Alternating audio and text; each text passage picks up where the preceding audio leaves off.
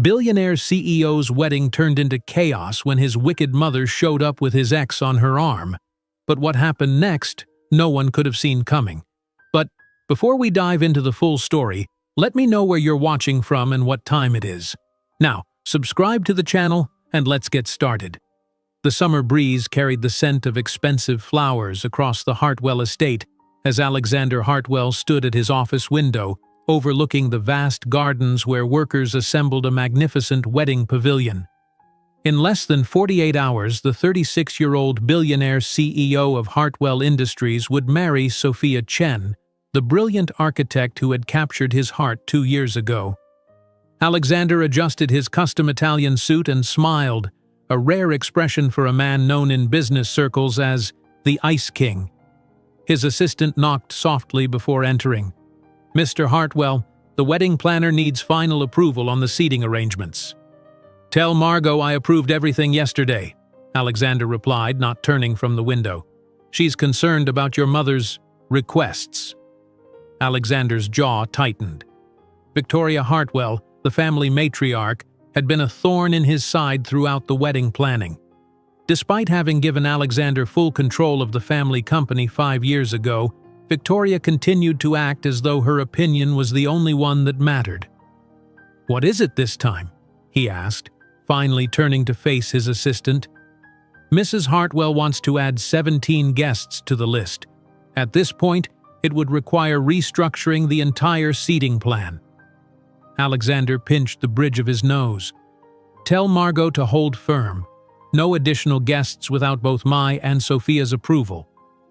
As his assistant departed, Alexander's phone vibrated. Sophia's name flashed on the screen, instantly softening his expression. "Alexander, your mother just called me." Sophia's voice held a controlled tension that Alexander recognized immediately. "She's asking about place settings for the Crawfords and the Vandermeers.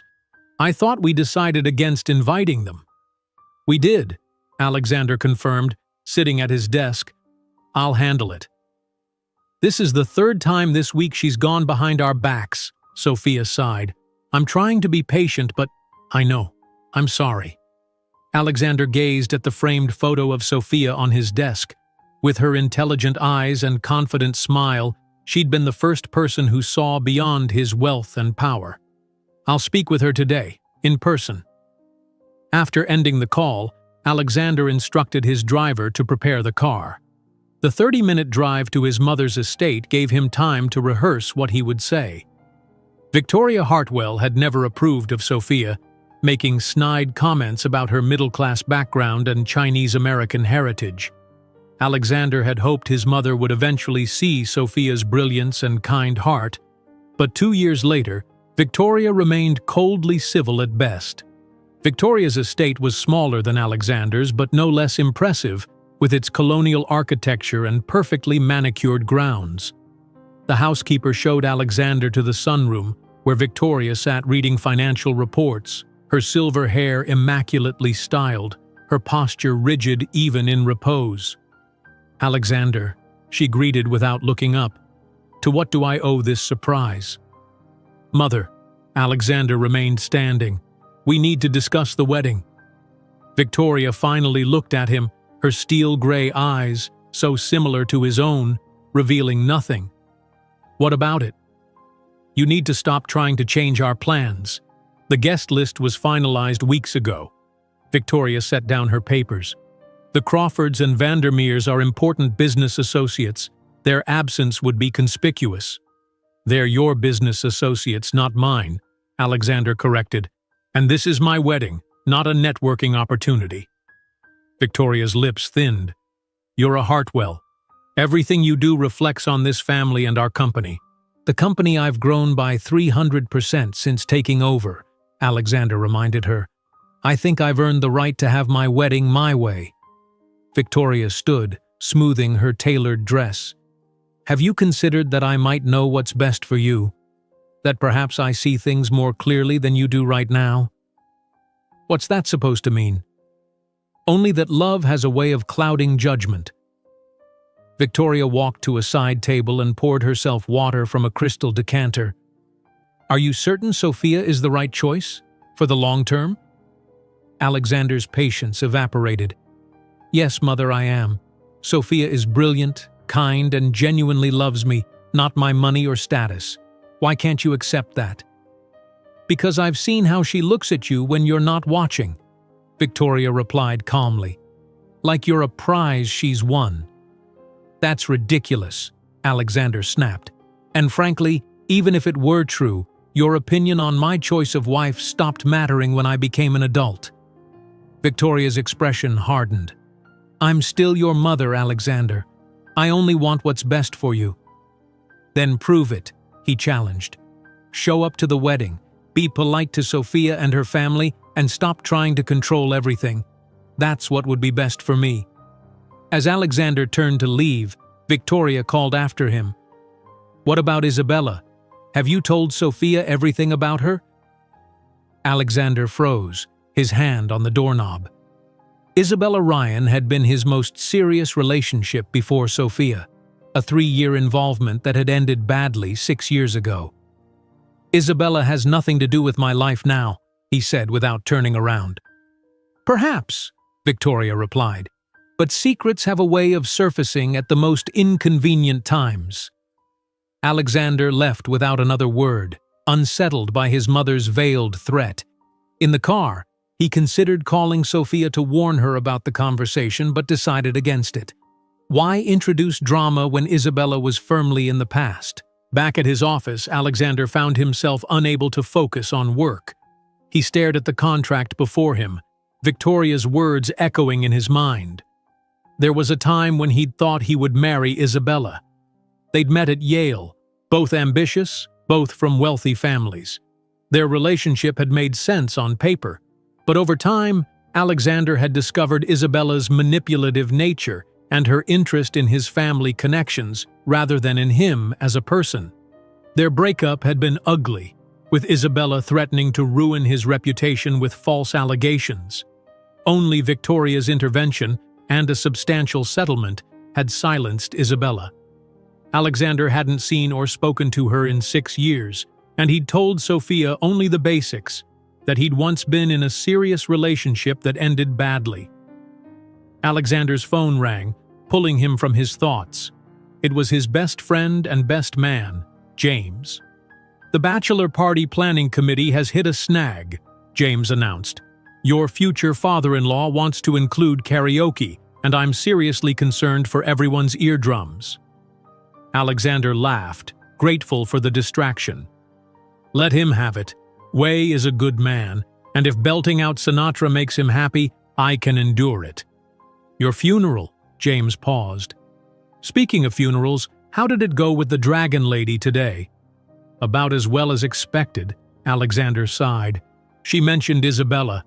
James whistled low. That's a name I haven't heard in years. You don't think Victoria would actually try to contact her, do you? I hope not, Alexander replied, but a knot formed in his stomach. But with my mother, anything's possible. Later that evening, Alexander arrived home to find Sophia in their kitchen, attempting to cook dinner. Despite her many talents, culinary skills were not among them. The smoke detector beeped intermittently as she fanned a smoking pan. Maybe we should order in, Alexander suggested, wrapping his arms around her from behind. Sophia laughed, leaning back against him. Probably wise. I was trying to make your favorite stir-fry, but I think I've created a new form of carbon. Alexander kissed her neck. I love you for trying. As they waited for delivery, they sat on their terrace overlooking Manhattan, glasses of wine in hand. Sophia's hair was pulled into a messy bun, her face free of makeup, wearing simple jeans and one of Alexander's old sweatshirts. To him, she had never looked more beautiful. How did it go with your mother? Sophia asked. Alexander considered deflecting but decided against it. Their relationship was built on honesty. Not great. She's still pushing for her additions to the guest list. Of course she is, Sophia sighed. Did you tell her no? I did, he confirmed, but she also said something else that bothered me. Sophia raised an eyebrow. What? She suggested you're only with me for my money and status, Alexander admitted. which is ironic considering that's exactly why she wanted me to marry Isabella all those years ago. Isabella, Sophia repeated. Your ex from Yale? Alexander nodded. Mother adored her. Perfect breeding, perfect connections. And perfectly awful from what little you've told me, Sophia added, taking his hand. Alex, your mother's opinion of me doesn't matter. I know who I am, and you know who I am. That's enough. Alexander squeezed Sophia's hand, grateful for her unwavering confidence. Yet something still nagged at him, Victoria's veiled threat about secrets surfacing. He'd never told Sophia the full truth about how badly things had ended with Isabella, partly because he was ashamed of how he'd handled it. There's something about Isabella I should probably tell you, Alexander began hesitantly. Our breakup was more complicated than I've let on. Sophia set down her wine glass, giving him her full attention. I'm listening. When I ended things, Isabella didn't take it well. She threatened to go public with claims that I'd mistreated her. Alexander's jaw tightened at the memory. They were completely false, but the allegations alone would have damaged my reputation just as I was taking over at Hartwell. What happened? Sophia asked, her expression neutral. My mother intervened. She arranged a settlement, a substantial one, and Isabella signed an NDA. She disappeared to Europe afterward. Alexander looked away. I'm not proud of how it was handled, but at the time, it seemed like the only solution. Sophia was quiet for a moment. Why didn't you tell me this before? Because it's the one time I took the easy way out instead of fighting for the truth, Alexander admitted, and because it's the only time I've ever been grateful for my mother's interference. Sophia nodded slowly. Thank you for telling me now. Is there anything else I should know about Isabella? Alexander shook his head. No. After the settlement, she's been completely out of my life. The food arrived, interrupting their conversation. As they ate, Sophia shared updates about her parents' arrival the next day, the last-minute adjustments to her dress, and other wedding details. The tension gradually dissipated, and by the time they went to bed, Isabella Ryan seemed firmly back in the past where she belonged. The next morning, Alexander woke early, slipping out of bed without disturbing Sophia. He made coffee and carried his mug to his home office, intending to clear a few urgent matters before the day's wedding preparations began. He was halfway through his email when his phone rang. James. Have you seen it? James asked without preamble, his voice tense. Seen what? Check your email, now. Alexander clicked on the unread message James had forwarded. It contained a link to a gossip blog with the headline, Billionaire Bad Boy, Hartwell airs dark secrets on eve of society wedding. His stomach dropped as he scanned the article. Someone claiming to be a close source had provided the blog with details about his relationship with Isabella, including embellished accounts of arguments and the subsequent settlement. The article heavily implied that Alexander had paid Isabella to keep quiet about abusive behavior. This is bullshit, Alexander muttered, his knuckles white around his phone. It's all twisted. I know, James replied, but it's out there now. The question is, who leaked it? Alexander didn't need to think twice. My mother. She mentioned Isabella yesterday and warned me about secrets surfacing. You think Victoria would really sabotage your wedding like this? To stop me from marrying Sophia? Absolutely. Alexander stood, pacing the room. She's always thought Sophia wasn't suitable. This is her nuclear option. What are you going to do? James asked. Damage control. Call our PR team and have them prepare a statement. I need to talk to Sophia before she sees this. Alexander ended the call and headed toward the bedroom, dreading the conversation ahead. But Sophia was already awake, sitting on the edge of the bed with her phone in her hand. One look at her face told Alexander she'd seen the article. Sophia? Is it true? She asked quietly. No, Alexander said firmly, sitting beside her. Well, parts of it are. Yes, there was a settlement and an NDA. But I never mistreated Isabella. She invented those claims when I broke up with her. Sophia studied his face. The article says there were witnesses to your fights, that you had a volatile relationship. We argued, like any couple, Alexander admitted, but never physically, never abusively. Isabella was manipulative and would create scenes in public, then act like the victim. He took Sophia's hands. I swear to you, these allegations are false. Sophia was silent for a long moment. I believe you, she finally said. But why is this coming out now, the day before our wedding? I think my mother leaked it, Alexander said grimly. She's desperate to stop our marriage. Sophia's eyes widened. That's beyond cruel. That's evil. That's Victoria, Alexander agreed. But we won't let her win. The PR team is preparing a statement and… His phone rang again. The screen displayed his lawyer's name. David, Alexander answered. I was about to call you. Then you've seen the article, David replied. There's more. Isabella Ryan returned to New York last week.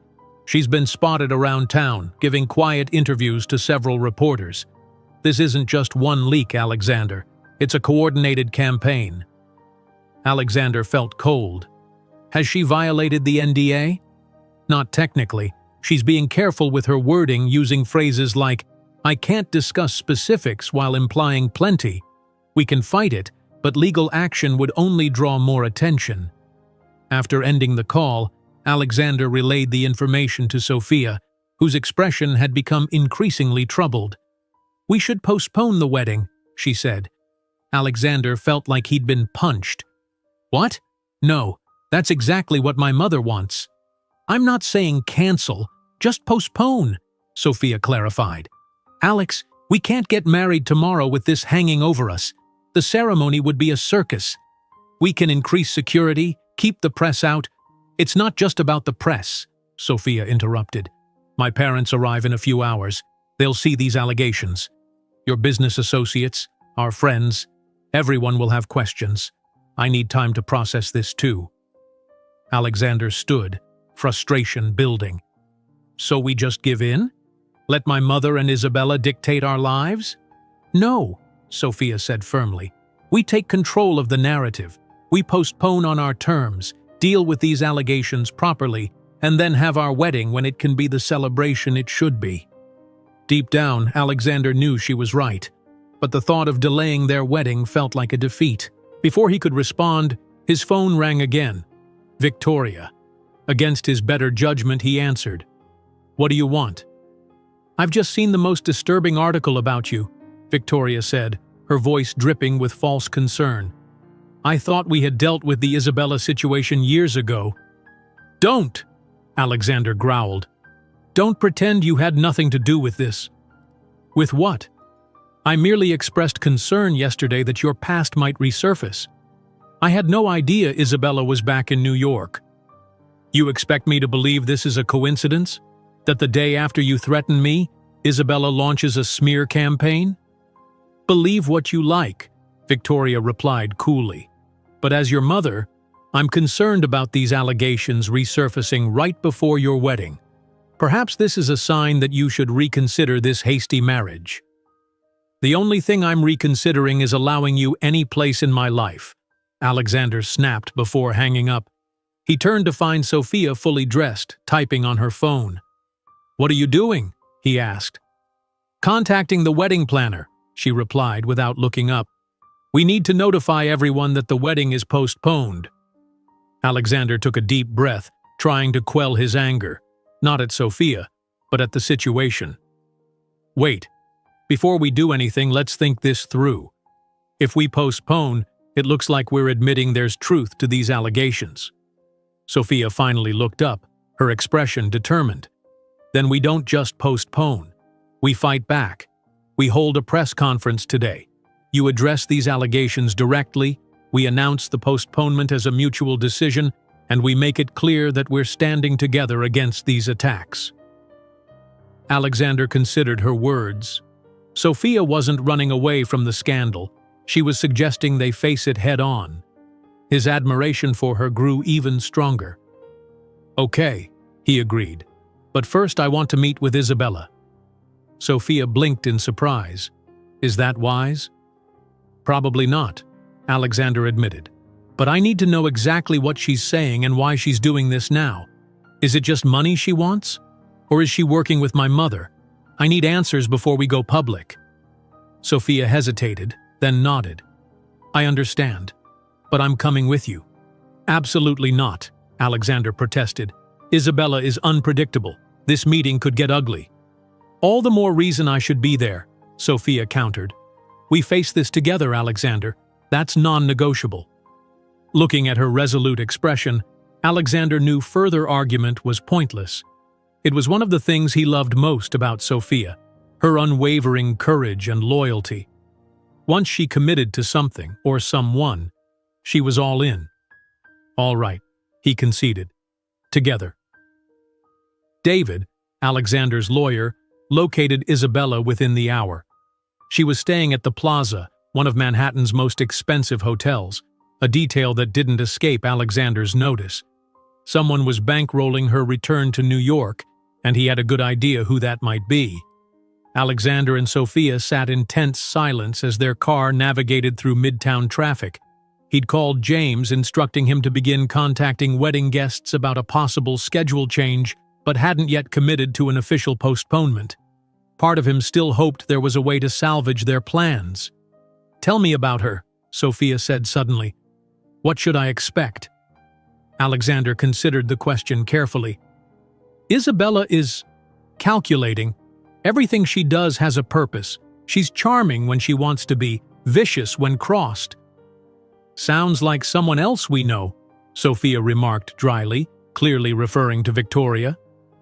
"They're cut from the same cloth," Alexander agreed, "which is why my mother wanted us together. Isabella comes from old money, knows all the right people, plays the social game perfectly." "Unlike me," Sophia added without bitterness, simply stating a fact. Alexander took her hand. "You're genuine." That terrifies both of them. As they pulled up to the plaza, Alexander's phone rang again. This time it was Wei Chen, Sophia's father. "We've just landed," Wei said when Alexander answered. "Sophia isn't responding to our messages. Is everything all right?" Alexander glanced at Sophia, who mouthed, "I'll call them later," and shook her head.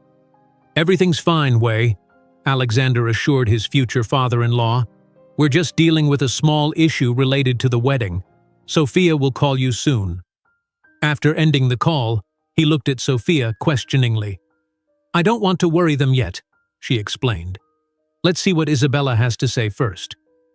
They were escorted to Isabella's suite by hotel staff. Alexander knocked, and the door opened to reveal a woman he hadn't seen in 6 years. Isabella Ryan had always been beautiful in a polished patrician way, tall and slender with expertly highlighted blonde hair and features that seemed designed for society pages. Today was no exception. She wore a simple but obviously expensive cream-colored dress, her makeup flawless. Her blue eyes widened in feigned surprise. "Alexander, and this must be Sophia. What an unexpected pleasure." "Skip the act, Isabella," Alexander said coldly.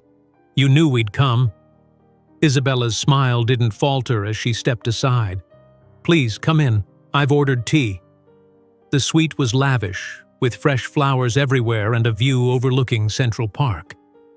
Isabella gestured for them to sit on the plush sofa while she took an armchair opposite. "I must say, Sophia, you're even lovelier than your photographs," Isabella remarked, her voice honey-sweet with an undertone of venom. "I can see why Alexander fell for you." Sophia didn't take the bait. "Thank you for agreeing to meet with us, Ms. Ryan. We'd like to understand why you've chosen now to speak about your past with Alexander." Isabella's smile tightened almost imperceptibly. She'd clearly expected to intimidate Sophia and was finding it more difficult than anticipated.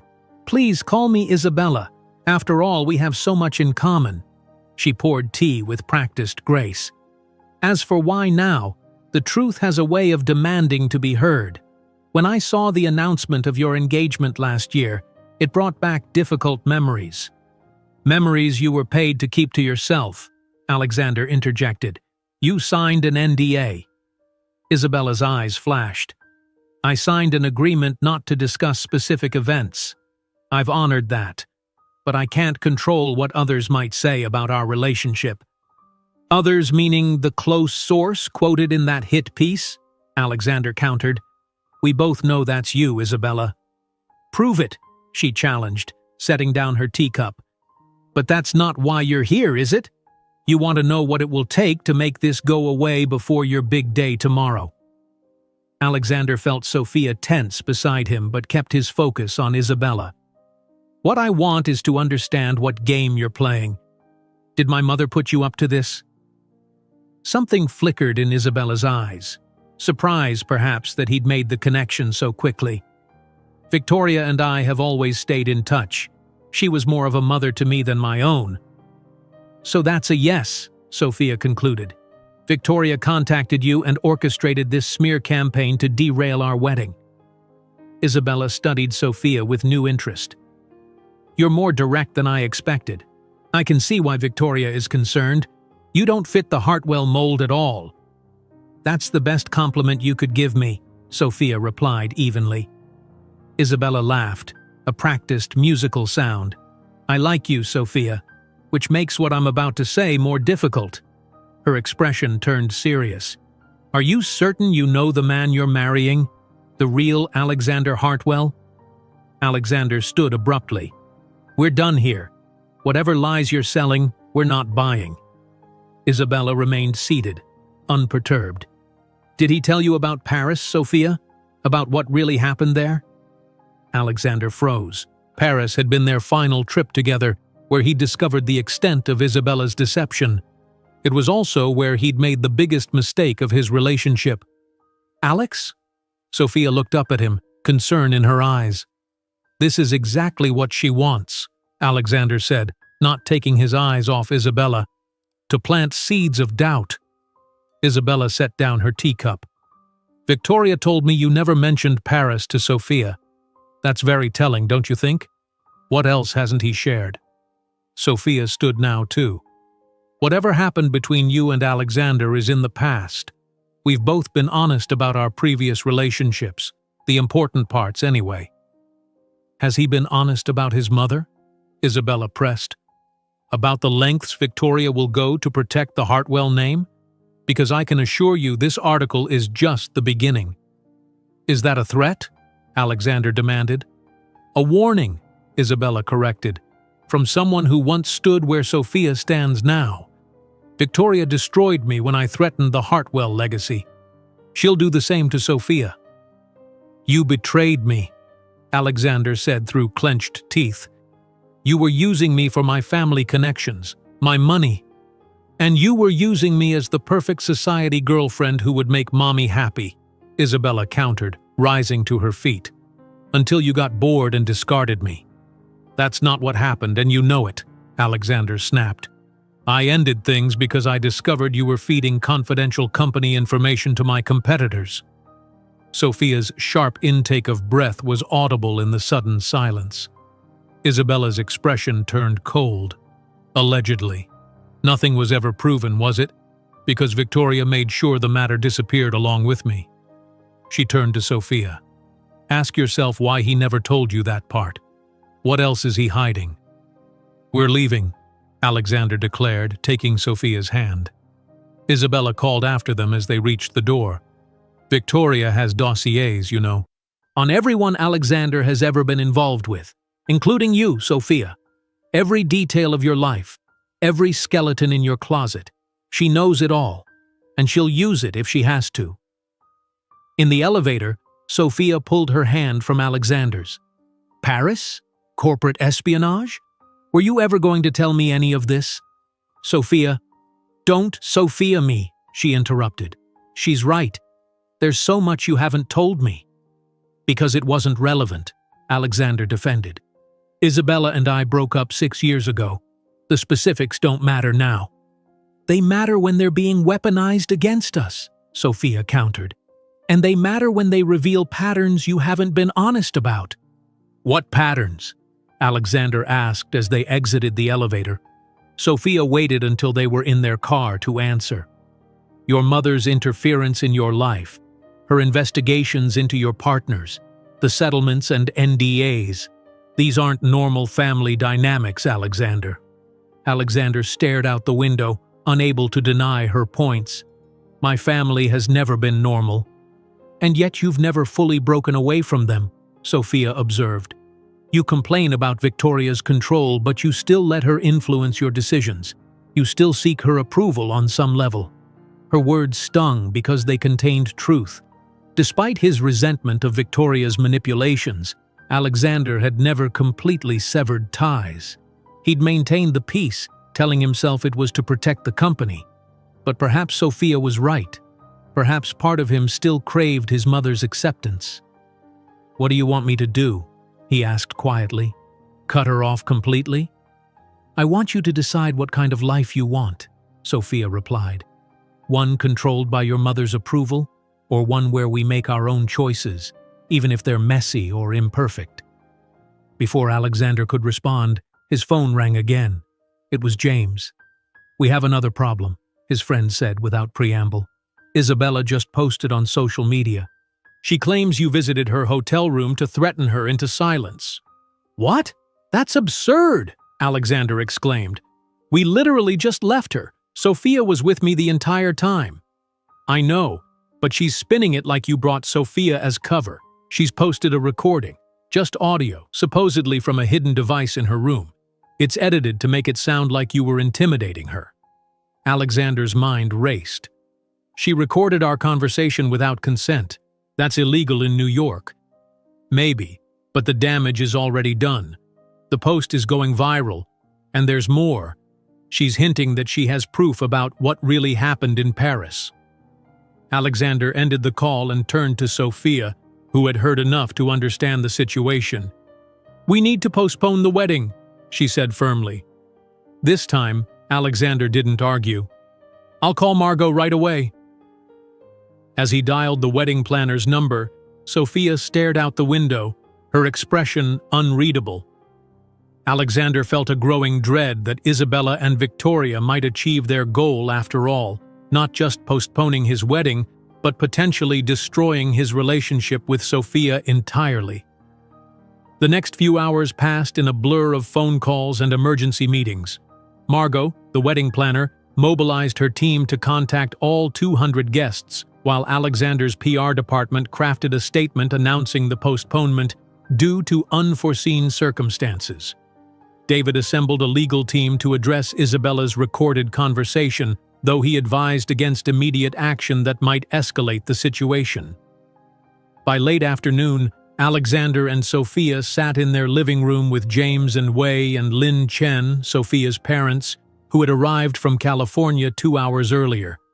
The atmosphere was somber as Alexander explained the situation. "I'm so sorry this is happening," he concluded, looking especially at Sophia's parents. "The last thing I wanted was to disappoint you or cause any embarrassment."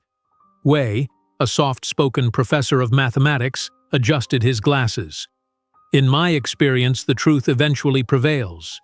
If these allegations are false, time will reveal that." Lin, more direct than her husband, leaned forward. "But why would your mother do this? What does she gain by hurting her own son?" "Control," Sophia answered before Alexander could. "Victoria has orchestrated every aspect of Alexander's life. Our marriage represents him breaking free from her influence." "And she'd rather destroy your happiness than lose that control?" Lin asked, skepticism evident in her tone. "You don't know Victoria," James interjected. "I've watched her manipulate Alexander since college. This is entirely in character for her." Alexander's phone buzzed with a text from David. "Turn on GBS News now." He grabbed the remote, switching on the large television mounted on the wall. Isabella's face filled the screen, composed and sympathetic as a reporter interviewed her. "I never wanted to speak publicly about my relationship with Alexander," Isabella was saying. "But when I heard about his engagement, I felt a moral obligation to warn his fiancée about the patterns of behavior I experienced." "And what patterns were those, Ms. Ryan?" the reporter prompted. Isabella lowered her eyes, the picture of reluctant candor. "Control. isolation, anger when things didn't go his way. Alexander has two sides: the charming businessman everyone sees, and the private man whose temper can be frightening. "That's a lie," Alexander growled, his hands clenching into fists. On screen, the reporter asked, "Are you suggesting Alexander Hartwell was abusive?" "I signed legal agreements that prevent me from discussing specifics," Isabella replied carefully. "But I will say that I left our relationship deeply traumatized, and it took years of therapy to recover. And yet you've chosen now, on the eve of his wedding, to come forward. Some might suggest your timing is vindictive." Isabella nodded solemnly. "I understand how it looks, but I couldn't stay silent knowing another woman might experience what I did. If speaking up makes me the villain in some people's eyes, I can accept that." The reporter turned to the camera. "We reached out to Alexander Hartwell for comment. His team provided a statement denying all allegations and announcing the postponement of his wedding to architect Sophia Chen. For GBS News, I'm—" Alexander muted the television, his expression thunderous. "She's playing the concerned ex-girlfriend perfectly, making it look like she's reluctantly speaking out to protect Sophia." "It's quite convincing," Wei observed. "If I didn't know you, I might believe her." Lin studied Alexander thoughtfully. "There's more to this story than you've told us, isn't there?" Alexander met her gaze. "Yes. My relationship with Isabella ended when I discovered she was selling company information to competitors. She denied it, but the evidence was substantial. Rather than press charges, which would have created a public scandal, my mother arranged a settlement with a non-disclosure agreement." "So your mother helped you then," Lin noted. "Why turn against you now?" "Because she approved of Isabella despite her betrayal," Alexander explained. "In Victoria's world, Isabella's social standing outweighed her character flaws. She's never accepted Sophia as a suitable replacement." Lin turned to her daughter. "And you're certain you want to marry into this family? With its secrets and manipulations?" "Mom?" Sophia protested. "It's a fair question," Alexander said quietly. "The Hartwells come with complications. I wouldn't blame Sophia if she decided it wasn't worth the trouble." Sophia reached for his hand. "Stop it. I'm not going anywhere. I'm just angry that we're letting Victoria and Isabella dictate our lives." James, who'd been checking his phone, suddenly let out a low whistle. "Victoria's just issued a statement. She's expressing deep concern about the allegations against you and announcing she's taking a more active role at Hartwell Industries during this difficult time." "What?" Alexander grabbed James's phone. The statement from Victoria was carefully worded to appear supportive while subtly validating Isabella's claims and undermining Alexander's leadership. It concluded by mentioning that as the company's majority shareholder, Victoria had a responsibility to ensure stable management. "She's making a play for the company," Alexander realized. "This isn't just about stopping the wedding. She's using this scandal to push me out." Wei looked confused. "Can she do that? I thought you were the CEO." "I am, but Victoria still holds 51% of the shares. The board respects me, but they ultimately answer to the majority shareholder." Alexander stood, pacing the room. "I need to call an emergency board meeting before she can sway them." As Alexander stepped away to make calls, Sophia turned to her parents. "I know this is a lot to take in. It's not how I wanted to introduce you to my new family." Lin took her daughter's hands. "Sophia, are you sure about this? Marriage is difficult enough without starting with such drama." "I love him, Mom," Sophia said simply, "and I believe in him. Victoria and Isabella are trying to paint him as some kind of monster, but I know who he really is." Wei glanced toward Alexander, still on the phone across the room. "Perhaps, but there are clearly parts of his life he hasn't shared with you. Secrets have a way of resurfacing." "We all have parts of our past we don't share immediately," Sophia countered. "That doesn't make him dishonest." "No," Lin agreed, But marrying into this family means accepting these power struggles as part of your life. Are you prepared for that? Before Sophia could answer, Alexander returned, his expression grim. The board has agreed to meet tomorrow morning. Until then, we need to prepare our response to Isabella's interview. James stood. I'll help with that. We should also consider having Sophia make a statement supporting you. Absolutely not, Alexander and Lynn said simultaneously. Alexander continued, I won't drag Sophia further into this mess. Her reputation is spotless, and it should stay that way. I can make my own decisions, Sophia pointed out, and standing by you publicly is exactly what I want to do. It could backfire, James warned. They might paint you as another victim, manipulated by Alexander. Or as a gold digger standing by her meal ticket, Lynn added bluntly. Sophia's phone chimed with a notification. Her eyes widened as she read the screen. It's Victoria. She's requesting a private meeting with me tomorrow morning. Absolutely not, Alexander said firmly. Actually, Sophia replied, I think I should go. Alexander stared at her. It's a trap. She'll try to manipulate you, twist your words. I know that, Sophia interrupted, but this might be our chance to understand what she really wants, maybe even to reach some kind of understanding.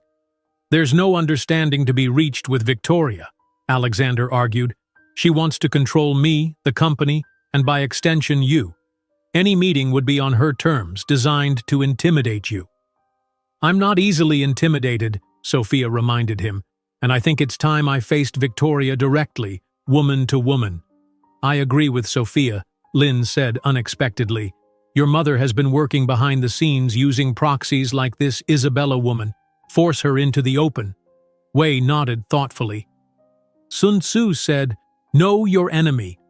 Perhaps understanding Victoria's true motivations could help resolve this situation. Alexander looked from Sophia to her parents, then to James, who shrugged. Sophia's tougher than she looks, James said, and Victoria might reveal more than she intends in a one-on-one meeting. Alexander sighed, recognizing he was outvoted. Fine, but not alone. I'll be nearby. No, Sophia said firmly. If I show up with backup, Victoria will see it as a sign of weakness. I need to meet her on equal footing. Before Alexander could protest further, his phone rang, the head of security at Hartwell Tower. Mr. Hartwell, there's a situation in the lobby. Your mother and Ms. Isabella Ryan are here, demanding to see you. They've brought reporters. Alexander closed his eyes briefly, composing himself.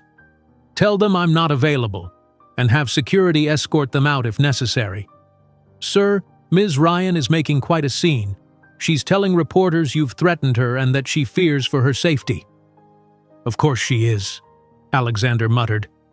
Inform them that the building's security cameras will be reviewed if they continue making false claims, and call the police if they won't leave peacefully.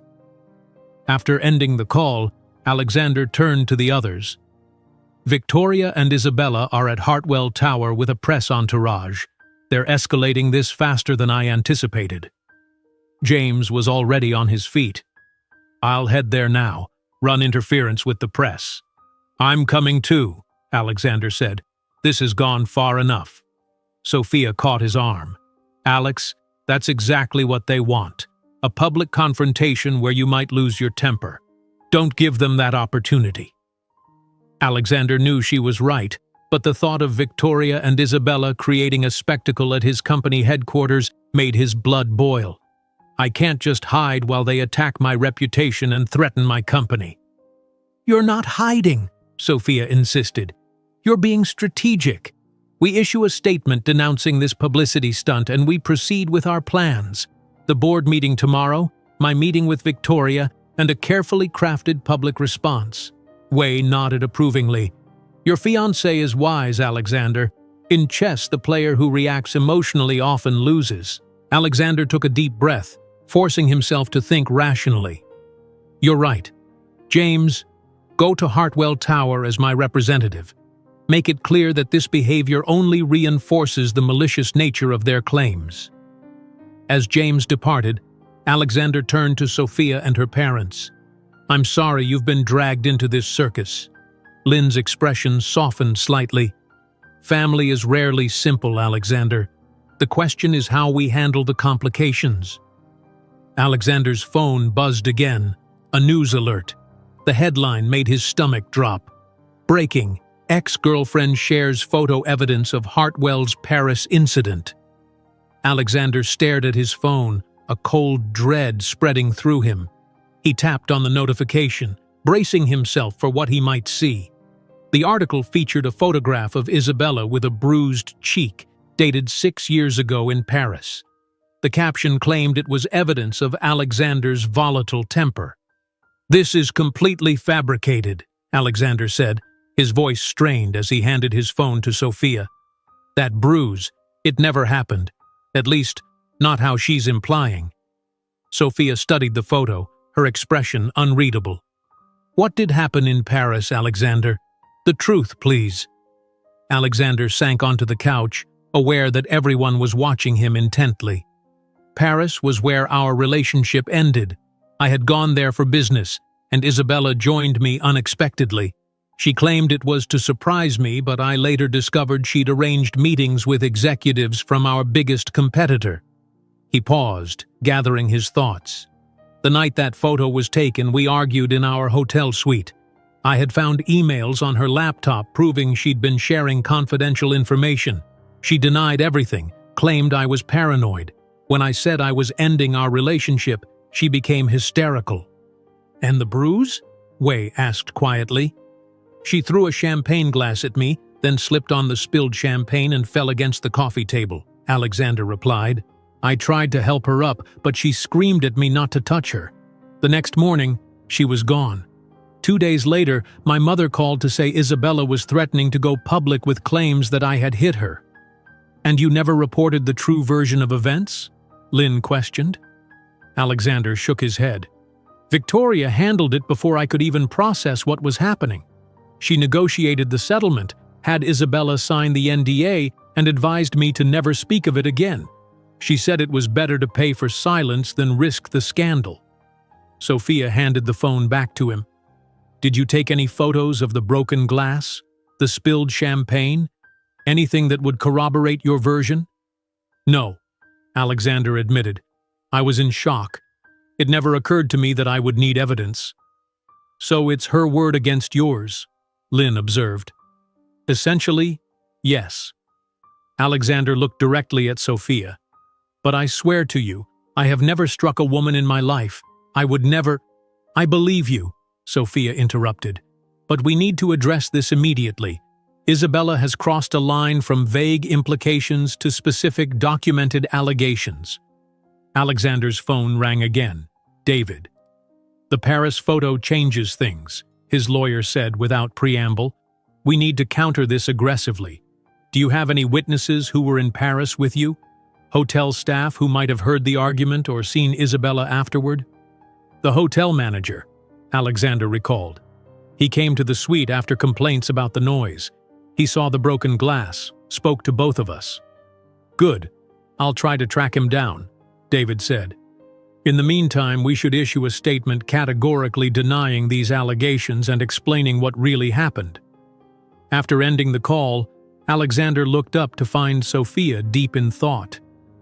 "What are you thinking?" he asked her. "I'm thinking Isabella made a tactical error," Sophia replied. "Until now, she's been careful to imply without directly accusing. This photo and caption are a specific claim that can be proven false." James called next, reporting that Victoria and Isabella had finally left Hartwell Tower after creating maximum drama for the assembled press. "They're giving interviews on the sidewalk now. Victoria is playing the concerned mother, saying she always suspected something wasn't right about your relationship with Isabella but wanted to believe the best about her son." "She's incredible," Alexander muttered, anger and hurt mingling in his voice. "To stand there and pretend she's just discovered these allegations when she orchestrated the whole thing." After updating James on the Paris photo, Alexander ended the call and turned to find Sophia conferring quietly with her parents. Their expressions were serious, and Alexander felt a stab of fear that they might be convincing her to end the relationship. Sophia noticed his concern and crossed the room to him. "My parents are going back to their hotel to rest. It's been a long day and tomorrow will be even longer." "Of course," Alexander nodded, extending his hand to Wei and Lin. "I'm truly sorry about all of this. It's not how I wanted you to experience New York." Wei shook his hand firmly. "Life rarely follows our plans, Alexander. How we adapt reveals our character." Lin's handshake was briefer. "We'll speak more tomorrow. Sophia, will you walk us out?" As Sophia accompanied her parents to the elevator, Alexander sank onto the couch, suddenly exhausted. The wedding venue was cancelled, his reputation was under attack, his company potentially at risk, and his relationship with Sophia strained by revelations and half-truths. Victoria had orchestrated a masterful assault on everything he valued. When Sophia returned, she sat beside him, taking his hand. "My parents haven't written you off, you know. They're concerned, but they trust my judgment." "And what is your judgment?" Alexander asked, almost afraid to hear the answer. "That you're a good man caught in an impossible situation," Sophia replied. "And that Victoria has underestimated both of us if she thinks this will drive us apart." Relief washed over him. "I wouldn't blame you if you wanted to walk away from all this." "I know," Sophia said simply. "That's one reason I won't." She squeezed his hand. "But Alexander, we need a strategy. Victoria and Isabella are running circles around us because they planned this carefully. We're just reacting." "You're right," Alexander acknowledged. "What do you suggest?" "First, we need to understand Victoria's endgame. Is this really just about stopping our wedding? Or is the company her primary target?" "Both," Alexander said after a moment's thought. "She wants me under her control, personally and professionally. The wedding is a symbol of my independence, and she can't tolerate that. Then we need to fight on both fronts," Sophia decided. "Tomorrow, you secure your position with the board while I meet with Victoria. Tonight, we prepare our counterattack against Isabella's claims." Alexander studied her with admiration. Under pressure that would break many people, Sophia remained calm and strategic. "We make a good team," he said softly. "We do," she agreed with a small smile. "Now, let's get to work." They spent the evening with David and the PR team, crafting statements and planning their approach to the board meeting. Alexander reached out to former hotel employees from Paris, offering substantial compensation for anyone who could corroborate his version of events. By midnight, they had located the former hotel manager, now working in Barcelona, who remembered the incident clearly and agreed to provide a statement. As they prepared for bed, Alexander received a text from James. "You should see this." Attached was a link to a social media post from one of Victoria's oldest friends, a woman named Eleanor Whitmore, expressing shock at the allegations against Alexander and recounting how she had witnessed concerning behavior during his relationship with Isabella. "They're building a narrative," Alexander said, showing Sophia the post, "creating multiple sources to validate Isabella's claims." "Eleanor Whitmore," Sophia repeated. "She's on the Hartwell Industries board, isn't she?" Alexander nodded grimly. "And she controls 3 proxy votes. This suggests Victoria has already been working the board members, turning them against me before tomorrow's meeting. Can you call other board members tonight? Get ahead of this?" "I can try," Alexander said, though it was already after midnight. Some might still be awake. He spent the next hour making calls, reaching 5 of the 12 board members. 2 expressed unwavering support. One seemed skeptical of the allegations but concerned about the company's image, and 2 were non-committal, saying they needed to hear all sides at the meeting. The remaining 7, including Eleanor, were either unavailable or didn't answer. When Alexander finally joined Sophia in bed, she was still awake, reading through news coverage of the scandal on her tablet. "How bad is it?" he asked. "Mixed," she replied. "Some outlets are questioning Isabella's timing and motives.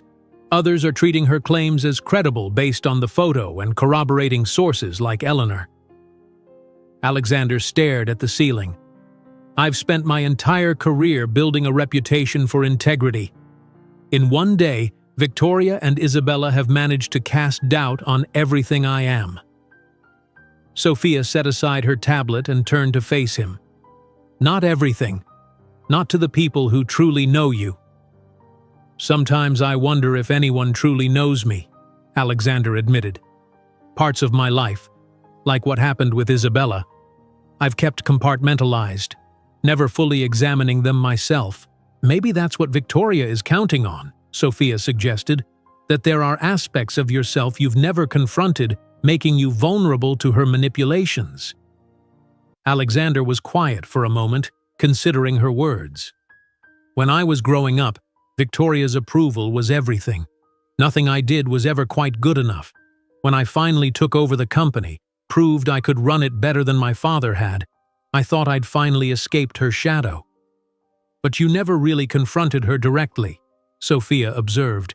You worked around her, carved out your own space, but always maintained the peace. Yes, Alexander agreed. I told myself it was to protect the company, avoid a public family rift, but maybe I was just avoiding the final confrontation. And now it's here anyway, Sophia said. Now it's here, Alexander echoed, and the stakes are higher than ever. Sophia curled against him, her head on his shoulder.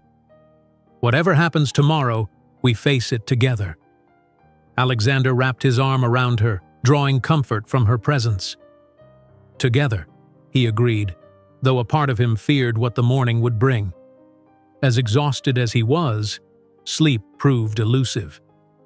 Alexander's mind raced with preparations for the board meeting, concerns about Sophia's planned encounter with Victoria, and fury at Isabella's fabricated photo. Around 3 a.m., he carefully extricated himself from Sophia's embrace and went to his home office. He pulled up the company bylaws on his computer, searching for any clause Victoria might exploit to force him out. The language was clear. As CEO, he could only be removed by a 2/3 vote of the board or for criminal conduct. False allegations wouldn't qualify as grounds for removal, but they could damage his standing enough that the board might vote against him anyway. Alexander then turned to the shareholder agreement. Victoria held 51% of the shares, but Alexander controlled 29%, with the remaining 20% divided among other investors and board members. The agreement contained provisions for resolving disputes between major shareholders, including a clause that had seemed insignificant when it was drafted. If either majority or minority shareholders acted with demonstrable malice to damage the company's reputation or operations, their voting rights could be temporarily suspended pending resolution. It was a long shot, but if Alexander could prove Victoria was deliberately orchestrating a scandal to seize control, he might be able to invoke this clause. He made a note to discuss it with David before the board meeting. As dawn broke over Manhattan, Alexander finally returned to bed, lying beside Sophia for the brief time remaining before they would need to rise and face what promised to be one of the most challenging days of their lives. Looking at her peaceful, sleeping face, he made a silent promise. Whatever it took, he would protect her from Victoria's machinations and restore his reputation, not just for himself, but for their future together. Morning arrived too quickly. Alexander and Sophia moved through their preparations with the quiet efficiency of soldiers preparing for battle. They ate breakfast in near silence, each lost in thought about the day ahead. Alexander would head to Hartwell Tower for the emergency board meeting at 9, while Sophia was scheduled to meet Victoria at her estate at 10. "Are you sure you don't want me to send security with you?" Alexander asked as they stood in their foyer, preparing to leave in separate cars. "I'm sure," Sophia replied, adjusting his tie in a gesture that felt reassuringly domestic amid the chaos. "Victoria would see it as a sign of fear or aggression. I need to meet her as an equal." Alexander caught her hand, pressing a kiss to her palm. "Be careful. Victoria can twist words like no one else." "I will." Sophia smiled. "You focus on the board. Don't let them see your anger." That's what Victoria wants." They parted with a lingering kiss, both aware of the high stakes of the day ahead. In the car, Alexander reviewed his notes one final time before calling David, who would meet him at the tower. "I've been researching that shareholder clause you mentioned," David said. "It's a viable strategy, but we'll need concrete evidence that Victoria is acting maliciously rather than out of genuine concern, however misguided." "What about her coordination with Isabella? The timing of the allegations?" "Circumstantial," David replied. "We need something definitive. Communications between them, financial records showing Victoria funded Isabella's return, anything that proves conspiracy." Alexander hung up, frustrated but determined. As his car pulled up to Hartwell Tower, he spotted news vans parked outside. Victoria had ensured this private company matter would play out in the public eye. In the building's private elevator, Alexander took a moment to center himself. His father had taught him long ago that boardrooms were like battlefields. Those who lost their composure lost the war. The elevator doors opened directly into the executive floor, where James waited. "7 board members are already here," James reported as they walked toward the boardroom. "Victoria arrived early and has been speaking with them individually." "Of course she has," Alexander muttered. "What's the mood?" "Tense. Eleanor is fully in Victoria's camp, as expected. 2 others seem to be leaning her way. The rest are waiting to hear both sides." They paused outside the boardroom doors. Through the glass, Alexander could see Victoria at the far end of the table, elegantly dressed in a navy suit that projected authority. She was speaking animatedly to Eleanor and 2 other board members, who nodded along with her words. "Ready?" James asked. Alexander straightened his shoulders. "As I'll ever be." The room fell silent as he entered. Victoria's eyes met his, a hint of satisfaction in their gray depths. She had orchestrated this moment perfectly. Her son, the CEO, forced to defend himself before the very board he led. "Good morning," Alexander said, his voice steady as he took his place at the head of the table. "Thank you all for coming on such short notice." David slipped in behind him, taking a seat against the wall with other legal and executive staff.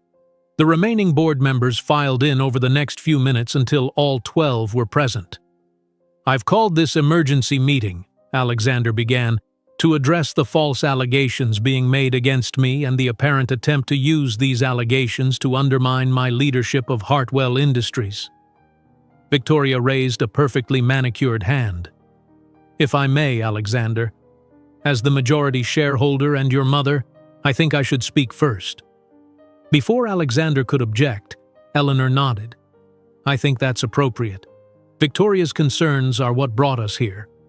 Alexander bit back a retort, gesturing for Victoria to proceed.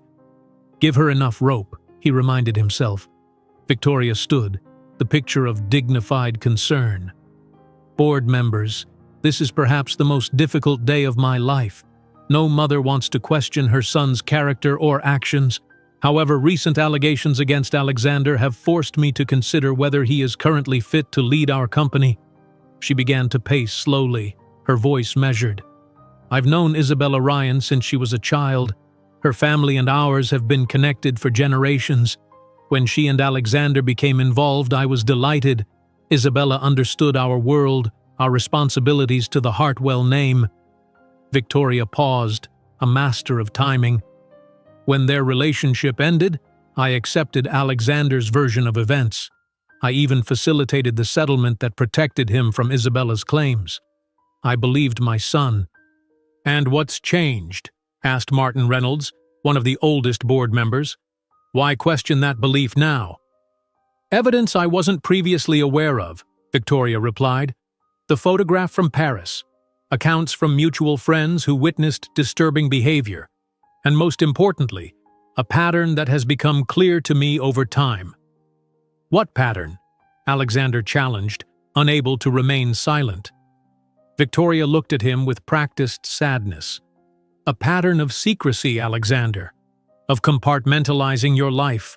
Of presenting different faces to different people. I've watched you become increasingly isolated, increasingly controlling in both your personal and professional lives." "That's absurd," Alexander countered. "The company's success under my leadership speaks for itself. Our growth, our ethical practices—" "No one questions your business acumen," Victoria interrupted smoothly. "It's your judgment and temperament that concern me. If you could hide such serious behavior in your personal life, what else might you be concealing?" Eleanor nodded vigorously. "The board has a fiduciary duty to ensure stable leadership. These allegations, whether proven or not, create uncertainty that affects shareholder value." "Precisely," Victoria agreed. "Which is why I propose that Alexander take a temporary leave of absence while an independent investigation examines these allegations and their potential impact on the company. During this time, I would step in as interim CEO." There it was, Victoria's true objective laid bare, not just to stop the wedding, but to reclaim control of the company she had reluctantly handed to Alexander 5 years ago. "That's completely unnecessary," Alexander said firmly. "These allegations are a coordinated attack designed specifically to create this exact scenario. Isabella Ryan sold company secrets to competitors 6 years ago. When I discovered this and ended our relationship, she threatened false accusations. Now she's carrying through on those threats with timing that can only be described as suspicious." Victoria's expression hardened slightly. "Alexander, no one wants to believe these allegations more than I do. But your characterization of Isabella as some kind of corporate spy is new information to this board. Why wasn't this disclosed when it happened? It was a trap, and Alexander had walked right into it. If corporate espionage had occurred and he hadn't reported it, he'd failed in his duties as CEO." "The evidence was compelling but not conclusive," he answered carefully. "Without absolute proof, making such accusations public would have been irresponsible and potentially libelous." "So you paid her to go away instead," Eleanor said disapprovingly.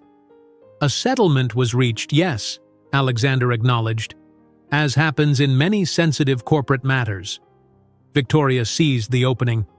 "Which brings us to another concern, Alexander's use of company resources to manage his personal problems. The settlement with Isabella, the confidentiality agreements, the legal fees, all charged to Hartwell Industries rather than paid personally." Several board members exchanged concerned glances. This was a more concrete issue than the allegations themselves. "The settlement protected the company from potential scandal and litigation," Alexander defended. "Our legal department advised that this was a proper use of company resources given the potential corporate implications." "And what about the current situation?" Victoria pressed. "Are company resources being used to manage these new allegations? Allegations that stem from your personal conduct?" Before Alexander could respond, the boardroom door opened, and a staff member hurried in to whisper something to David. The lawyer stood immediately. "Mr. Chairman, I apologize for the interruption, but there's an urgent development that the board should be aware of." Alexander nodded for him to continue, hoping for something that might shift the momentum away from Victoria's narrative. David approached the table.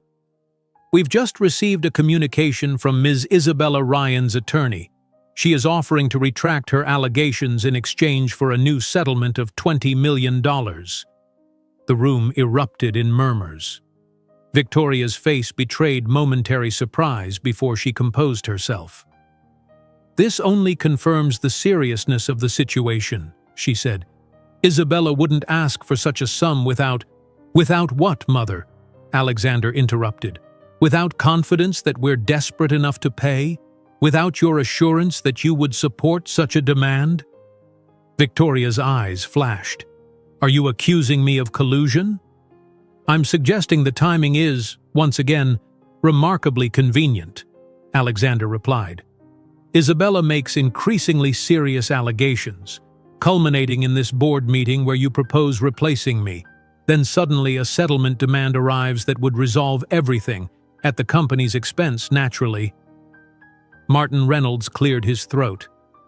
"These are serious implications, Alexander. Do you have evidence of coordination between your mother and Ms. Ryan? Alexander hesitated. His suspicions were strong, but proof was still lacking. I believe the pattern speaks for itself. But more importantly, I believe the board should consider Victoria's clear conflict of interest in this matter. Conflict of interest? Victoria repeated, her voice sharp. Yes, Alexander continued, gaining confidence. You've stated your personal bias against my fiancé. You've expressed your preference for Isabella despite her alleged corporate espionage.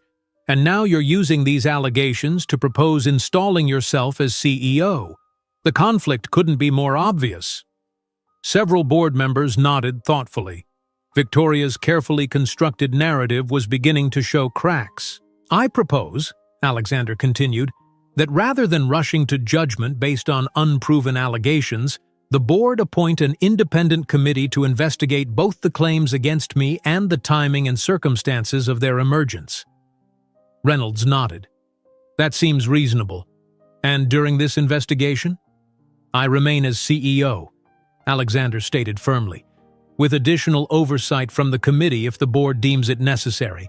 The company cannot afford a leadership vacuum or the market uncertainty that would come with a sudden change. Victoria opened her mouth to object, but Eleanor placed a restraining hand on her arm. They conferred quietly for a moment before Victoria addressed the board again.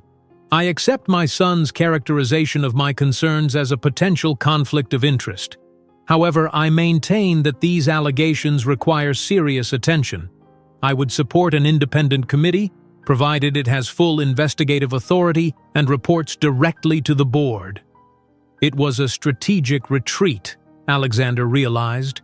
Victoria recognized she'd overplayed her hand with the CEO proposal and was now settling for continued uncertainty and investigation. Still damaging, but less than a complete victory. Then let's put it to a vote, Reynolds suggested. The establishment of an independent committee to investigate all aspects of this situation, with Alexander remaining as CEO under committee oversight until the investigation concludes. The motion passed unanimously, a compromise that satisfied no one completely but prevented immediate disaster for either side. As the meeting adjourned, Alexander checked his watch with concern. It was nearly 10. Sophia would be arriving at Victoria's estate any minute. Sophia sat in the back of the car as it pulled through the ornate gates of Victoria Hartwell's estate. Despite her outward calm, her heart raced. She had insisted on meeting Victoria alone, portraying confidence to Alexander, but the truth was more complicated. This woman had nearly destroyed their wedding and was actively trying to ruin Alexander's reputation and take his company, all while claiming to act out of maternal concern. What kind of person does that to their own child? Sophia wondered as the car followed the curved driveway to the imposing colonial mansion. More importantly, what did Victoria truly want from this meeting? The car stopped at the front entrance where Victoria's housekeeper waited. A petite woman with silver hair pulled into a tight bun. She greeted Sophia with professional courtesy. Ms. Chen, Mrs. Hartwell is expecting you in the conservatory. Please follow me. Sophia followed her through the grand foyer, noting the Hartwell family portraits lining the walls. Generation after generation of stern-faced patriarchs and elegant matriarchs, culminating in a portrait of Victoria, her late husband Richard, and a teenage Alexander. Even in paint, Victoria's eyes seemed to follow her, assessing and judging. The conservatory was a light-filled space at the rear of the house, filled with exotic plants and wicker furniture. Victoria sat at a small table, a tea service arranged before her. She wore a different outfit from the board meeting, a cream-colored dress that softened her appearance, making her look more maternal than corporate. Every detail calculated, Sophia thought. The setting, the clothing, the timing, all designed to create a specific impression. Sophia, Victoria rose, extending her hand. Thank you for coming. I wasn't sure you would. Sophia accepted the handshake, noting Victoria's firm grip. I believe in addressing issues directly, Mrs. Hartwell. Please call me Victoria. We're practically family after all. She gestured to the chair across from her. Tea? Thank you, Sophia replied, taking the seat but maintaining perfect posture. She would not be intimidated in this woman's domain. Victoria poured tea with practiced grace, her movements elegant and precise. I imagine Alexander wasn't pleased about our meeting. He trusts my judgment, Sophia replied evenly. A slight smile touched Victoria's lips. And yet he doesn't trust mine. Interesting, isn't it? How selective trust can be. Sophia accepted the teacup Victoria offered. I didn't come here to debate Alexander's trust issues. I came to understand why you're trying to destroy your son's happiness. Victoria's eyebrows rose slightly at Sophia's directness. Is that what you think I'm doing? The evidence speaks for itself, Sophia replied. You threatened Alexander with secret surfacing, and the next day, Isabella Ryan emerges with her allegations. You've undermined his position at the company and tried to replace him as CEO. And you've made your disapproval of me quite clear from the beginning. Victoria sipped her tea, studying Sophia over the rim of her cup. You're more forthright than I expected. Good. That will make this conversation more productive. She set down her cup precisely. Sophia, what do you know about the Hartwell family, beyond Alexander's sanitized version? I know your husband built Hartwell Industries from a modest manufacturing company into a global conglomerate, Sophia answered. I know Alexander has expanded it further since taking over, and I know the Hartwells are considered old money with all the social expectations that entails. Surface details, Victoria dismissed. Let me tell you what you don't know. The Hartwell name hasn't survived for 5 generations by accident. It's survived through careful management of assets, of relationships, and yes, of succession. Meaning what, exactly? Meaning that every Hartwell heir has been guided, sometimes forcefully, toward decisions that protect the family legacy, Victoria explained. Richard, my husband, was no exception. Neither is Alexander. Sophia frowned. You speak as if the Hartwell name is more important than the actual people who bear it. In many ways it is, Victoria replied without hesitation. Individuals die, Ms. Chen. Legacies endure. My responsibility has always been to ensure that the Hartwell legacy continues, unblemished and uncompromised. And you believe I compromise that legacy? Victoria studied her for a moment. I believe you're an intelligent, accomplished woman with ambitions of your own. Admirable qualities, certainly. But Alexander needs a partner who understands that the Hartwell name comes with obligations that supersede personal desires. Someone like Isabella, Sophia observed. Isabella understands our world, Victoria confirmed. She was raised in it, just as Alexander was. There are expectations, traditions.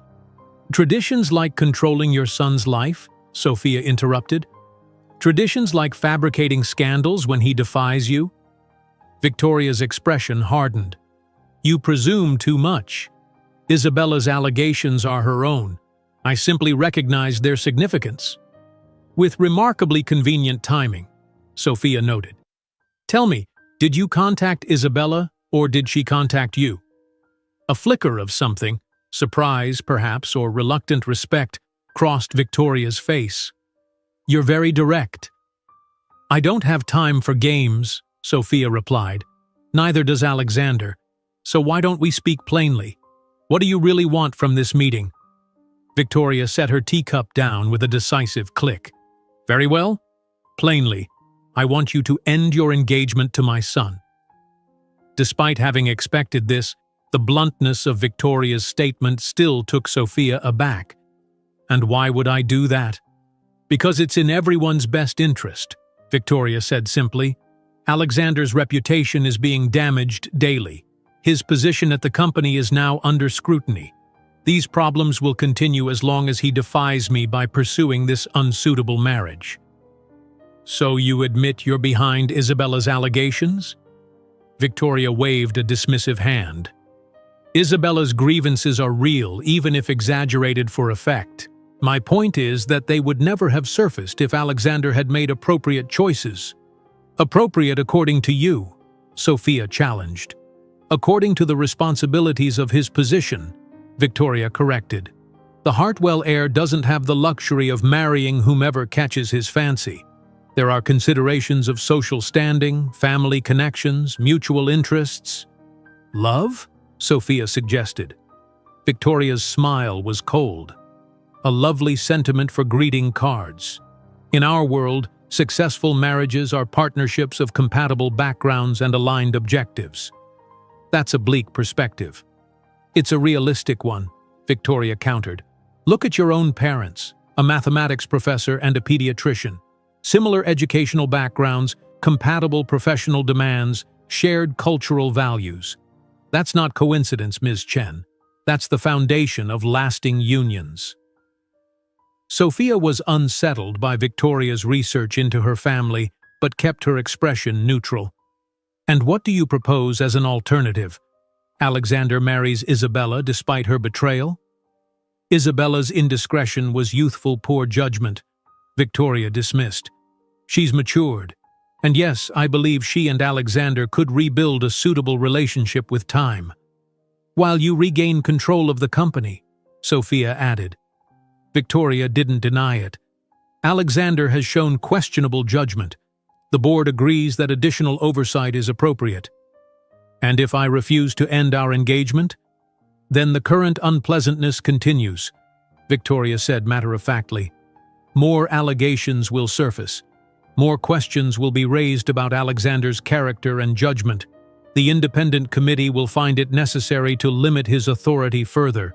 His professional reputation, which he values above all else, will be systematically dismantled. Sophia felt cold anger rising within her. You would destroy your own son's life to maintain control? I would guide him back to the path that serves his true interests, Victoria corrected. Sometimes that requires difficult measures. You truly believe you're helping him, Sophia realized, astonished by Victoria's self-justification. I know I am, Victoria replied with absolute certainty. Alexander has always needed firm guidance. His father was too indulgent, too willing to let Alexander follow his impulses. That's why Richard appointed me as majority shareholder, not Alexander. He knew our son needed continued direction. This was new information to Sophia. Alexander believes he was given limited shares because his father wanted him to prove himself first. Victoria's smile was almost pitying. A comforting interpretation. The truth is that Richard knew Alexander's tendency to be swayed by emotion rather than strategy. It made him vulnerable to manipulation by people who might not have the Hartwell interests at heart. People like me? Sophia asked pointedly. I don't know your intentions, Ms. Chen, Victoria replied. But I know you don't understand our world or the responsibilities that come with the Hartwell name. That alone makes you unsuitable, regardless of your personal qualities. Sophia was silent for a moment, processing Victoria's distorted worldview. Has it occurred to you that Alexander might be a better judge of his own happiness than you are? Happiness is fleeting, Victoria dismissed. Legacy is eternal. Alexander will understand that eventually. And in the meantime, you'll continue this campaign against him? Against us? I'll do whatever is necessary to protect the Hartwell name, Victoria confirmed. The question is whether you will selfishly persist in a relationship that damages Alexander or step aside for his greater good. Sophia set down her untouched tea. I have a counter-proposal. Victoria raised an eyebrow. I'm listening. End this vendetta now, Sophia said firmly. Call off Isabella, withdraw your opposition to our marriage, and support Alexander's leadership at the company. In exchange, I'll ensure that the Hartwell traditions and legacy are respected in our future together. Victoria's laugh was soft but dismissive. You can't possibly understand our traditions, let alone uphold them. I understand loyalty, integrity, and family devotion, Sophia countered, which seem notably absent from your version of the Hartwell legacy. Victoria's expression hardened. You've made your position clear, as have I. I had hoped you might be reasonable, but I see Alexander has already poisoned you against me. Alexander has defended you far more than you deserve. Sophia replied, rising from her seat. Even now, he wants to believe you're motivated by misguided love rather than pure control. You know nothing about my relationship with my son, Victoria said coldly. I know you're willing to destroy him, to control him, Sophia replied, and that tells me everything I need to know about your version of maternal love. She turned to leave, but Victoria's voice stopped her. One last thing, Ms. Chen. Did Alexander tell you about the Hartwell Trust? Sophia turned back, wary of this new topic. What trust? Victoria's smile was triumphant. The majority of Alexander's personal wealth, separate from his company shares, is held in a family trust established by his grandfather. Access to those funds is contingent on marriage to a spouse approved by the trust administrators. Care to guess who the primary administrator is? Sophia felt a chill. You. Indeed. Victoria's smile widened slightly. So while Alexander may be CEO with a generous salary, the true Hartwell fortune remains beyond his reach without my approval of his marriage. Alexander doesn't care about the trust money, Sophia said, though uncertainty crept into her voice. This was the first she'd heard of such an arrangement. Perhaps not now, Victoria agreed, but the trust holds over $2 billion, Ms. Chen. That kind of wealth has a way of becoming important, especially when children enter the picture. Would you deny your future children their rightful inheritance? The question struck home. Sophia and Alexander had talked about having children, about the kind of parents they wanted to be. The idea that Victoria could control not just their lives but the opportunities available to their future children was disturbing. Think about it, Victoria suggested, reading Sophia's expression perfectly. And know that my offer remains open.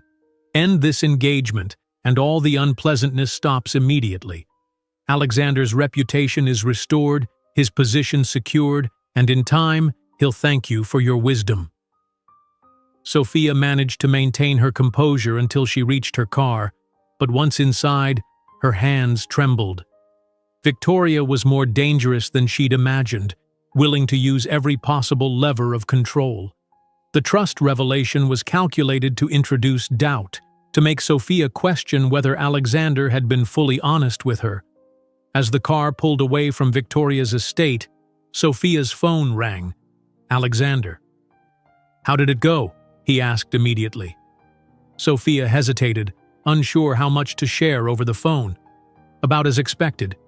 Victoria made it clear she wants me out of your life. She was very direct. Are you okay? I'm fine, Sophia assured him, though she was still shaken. How was the board meeting? A partial victory, Alexander replied.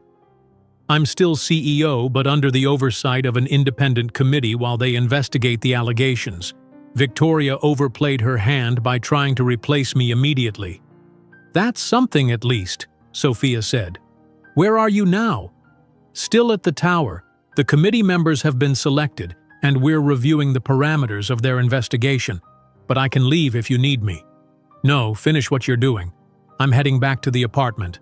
We can talk when you're done. After ending the call, Sophia stared out the window at the passing Manhattan streetscape, her mind racing. Victoria had revealed more than she probably intended, about her worldview, about her methods of control, and about the lengths she would go to maintain the Hartwell legacy as she defined it. The trust revelation was meant to drive a wedge between Sophia and Alexander, to make her question his honesty. But it had the opposite effect. It made Sophia understand more clearly why Alexander had always been reluctant to directly confront his mother. Victoria held too many strings, controlled too many aspects of the Hartwell world. That would have to change, Sophia decided. Victoria had declared war on their relationship, and it was time to fight back, not just defensively, but with a counter-strategy that would free Alexander from his mother's web of control once and for all. When Alexander returned to their apartment that evening, he found Sophia sitting at the dining table surrounded by papers and her laptop. Her hair was pulled back in a messy bun, and she wore the intense expression of complete concentration he'd first fallen in love with when watching her work on architectural designs. "What's all this?" he asked, loosening his tie as he approached. Sophia looked up, determination in her eyes. "Research. We need to understand exactly what we're dealing with." Alexander sat beside her, scanning the documents spread across the table, printouts of Hartwell Industries' corporate structure, trust law summaries, and news articles about Isabella Ryan's previous business connections. "Victoria mentioned a family trust during our meeting," Sophia continued. "She claimed it holds the majority of your personal wealth, and that access is contingent on her approval of your marriage. Is that true?" Alexander sighed, running a hand through his hair. "Yes and no. The Hartwell family trust exists, and it's substantial, over $2 billion in assets. My grandfather established it with conditions about suitable marriages to prevent fortune hunters, but the requirements are vague. The primary administrator is Victoria, but there are 2 other trustees, my father's oldest friend, Charles Westfield, and the family's longtime attorney, Jonathan Pierce. And you didn't think this was worth mentioning before now?" Sophia's tone wasn't accusatory, just questioning. "I don't care about the trust money," Alexander said simply. "I have my own wealth from my CEO salary and investments. The trust is just another of Victoria's levers of control that I've chosen to ignore." Sophia nodded slowly. "But it's more than money, isn't it? It's about legacy, position, influence, all the things Victoria values above actual human relationships." "You figured her out quickly," Alexander observed with a grim smile. "She wasn't subtle," Sophia replied. "She truly believes she's protecting the Hartwell name by destroying our relationship. It's disturbing how she's rationalized her behavior as maternal duty." Alexander reached for her hand. "I'm sorry you had to face her alone." "Don't be. It was illuminating." Sophia squeezed his hand before returning to her notes. "We need a comprehensive strategy, Alex, not just to counter the immediate crisis with Isabella's allegations, but to permanently free you from Victoria's control." Alexander studied her with a mixture of admiration and concern. "You're not thinking of walking away to make this all go away, are you? Because that's exactly what she wants." "Absolutely not," Sophia said firmly. "But I am thinking we need to be smarter about how we fight back. Victoria has spent years constructing her web of control, the company's shares, the trust, the social connections. We need to methodically dismantle it." Her focus and determination eased something in Alexander's chest that had been tight since their wedding was postponed. Sophia wasn't running. She was planning a counter-offensive. "Where do we start?" he asked. "With Isabella," Sophia decided. "She's the immediate threat, and potentially our best opportunity. Victoria's careful. She wouldn't leave obvious evidence of collusion. But Isabella might not be as cautious." Alexander nodded thoughtfully. "Isabella always had expensive tastes and limited personal funds. Her family name is old, but their fortune has dwindled over generations. She's living at the plaza, wearing new designer clothes, somehow financing this entire operation." "Exactly," Sophia agreed. "Someone's bankrolling her, and while Victoria would be careful about direct payments, there might be intermediaries we can trace." "I'll have our financial team look into it discreetly," Alexander said. "What else?" "The trust administrators," Sophia continued. "You said there are 3, Victoria and 2 others. We need to understand where their loyalties lie and if either could be persuaded to overrule Victoria's interpretation of the suitable marriage clause." Alexander considered this. "Charles Westfield was my father's closest friend. He's been retired in Florida for years, but we exchange holiday cards. He attended my Yale graduation, sent a generous gift when I became CEO. He's never been particularly close to Victoria." "And the lawyer? Jonathan Pierce?" "Elderly, traditional, very proper. He's handled Hartwell legal matters for 40 years. Pierce believes in following the letter of legal documents. If we could demonstrate that Victoria is interpreting the trust conditions too broadly, he might side with us on principle." Sophia made notes. Good. And what about Victoria's position as majority shareholder? Is there any way to challenge that? Alexander hesitated. That's more complicated. My father explicitly left her 51% in his will. The only provision for that changing would be if she were declared mentally incompetent or if she were proven to be acting against the company's interests in a way that constituted breach of fiduciary duty. Like, for instance, manufacturing a scandal about the CEO to seize control, Sophia suggested. Potentially, but we'd need concrete evidence. Right now, it's all circumstantial. Their strategy session was interrupted by Alexander's phone ringing. David. I've just received something interesting, the lawyer said without preamble. A junior associate at Isabella's law firm reached out to me confidentially. Apparently, he has ethical concerns about his firm's handling of her case. Alexander put the call on speaker so Sophia could hear. What kind of concerns? He claims to have documents showing coordination between Isabella and a third party to create this scandal. Email exchanges, payment records, strategy discussions, all dated before the first allegations went public. Does the third party have a name? Alexander asked, exchanging a hopeful glance with Sophia. The emails use a pseudonym, but the associate believes the third party is Victoria. He's willing to provide copies of the documents, but he wants protection, legal immunity, a new job away from his current firm, and a confidentiality agreement protecting his identity. Done, Alexander said immediately. Set up a meeting as soon as possible. After ending the call, Alexander turned to Sophia, a cautious optimism in his eyes. This could be the break we need. If the documents are legitimate, Sophia cautioned, we should proceed carefully until we can verify them. Alexander nodded, then noticed Sophia stifling a yawn. They had both barely slept the night before. We should rest. Tomorrow will be another long day.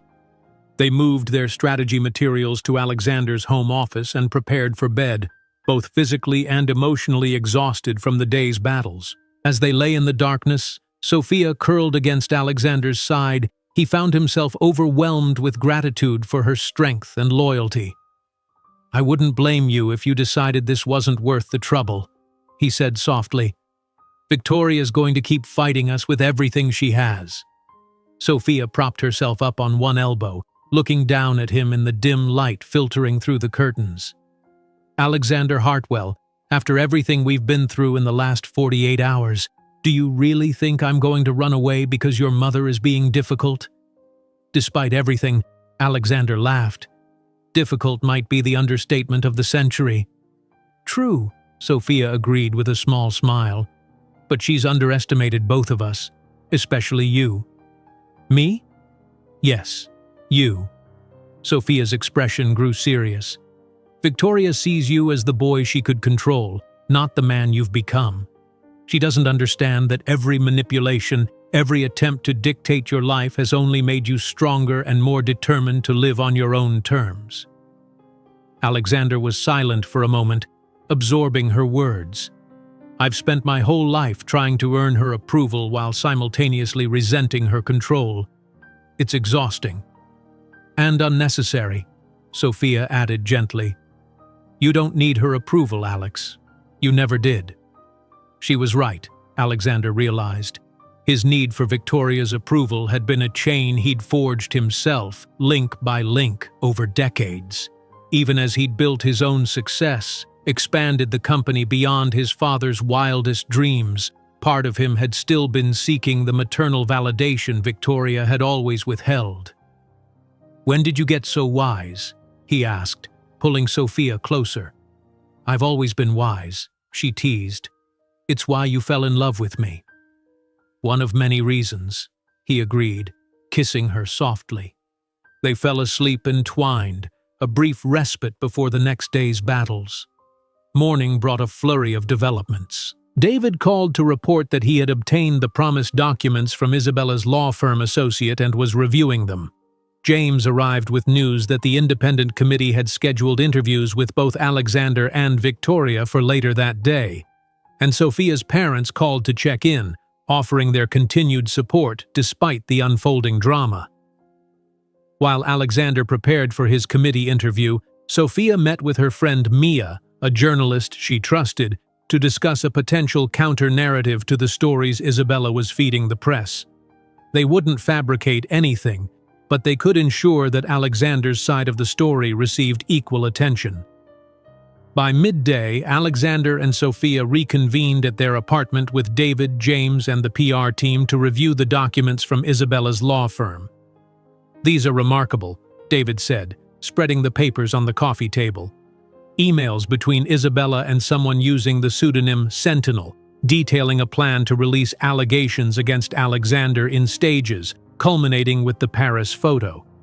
There are also wire transfer records showing payments of over $300,000 to Isabella over the past month from an offshore account. "Can we prove Sentinel is Victoria?" Alexander asked. "Not conclusively from these documents alone," David admitted. "But there are references to our mutual goal regarding the company and mentions of family interests that strongly suggest Victoria's involvement." "What about the settlement demand that arrived during the board meeting?" Sophia asked. "Was that part of the plan too?" David nodded. "According to these strategy notes, the settlement demand was designed to create the impression that Isabella's motives were financial, making her allegations seem less credible if we accepted or more damaging if we refused." "A win-win for them either way," James observed grimly. "Not necessarily," Alexander said, studying the documents. "If Isabella's primary motivation appears to be money, it undermines Victoria's narrative that she's a traumatized victim speaking out from moral obligation." Sophia nodded. "And if we can connect Victoria to the payments Isabella has already received, it destroys Victoria's credibility with the board." "There's something else," David said, extracting a particular email. "Isabella expresses concern at several points about going too far with the allegations, suggesting there are lines she won't cross. In this exchange, Sentinel pressures her to release the Paris photo, and she initially refuses, saying it crosses into actual defamation." "Meaning she acknowledges it's false," Alexander concluded, a weight lifting from his shoulders. "Can we use this?" "Carefully," David cautioned. "These documents were obtained through questionable means. We can't just release them to the press or present them directly to the board without risking legal complications."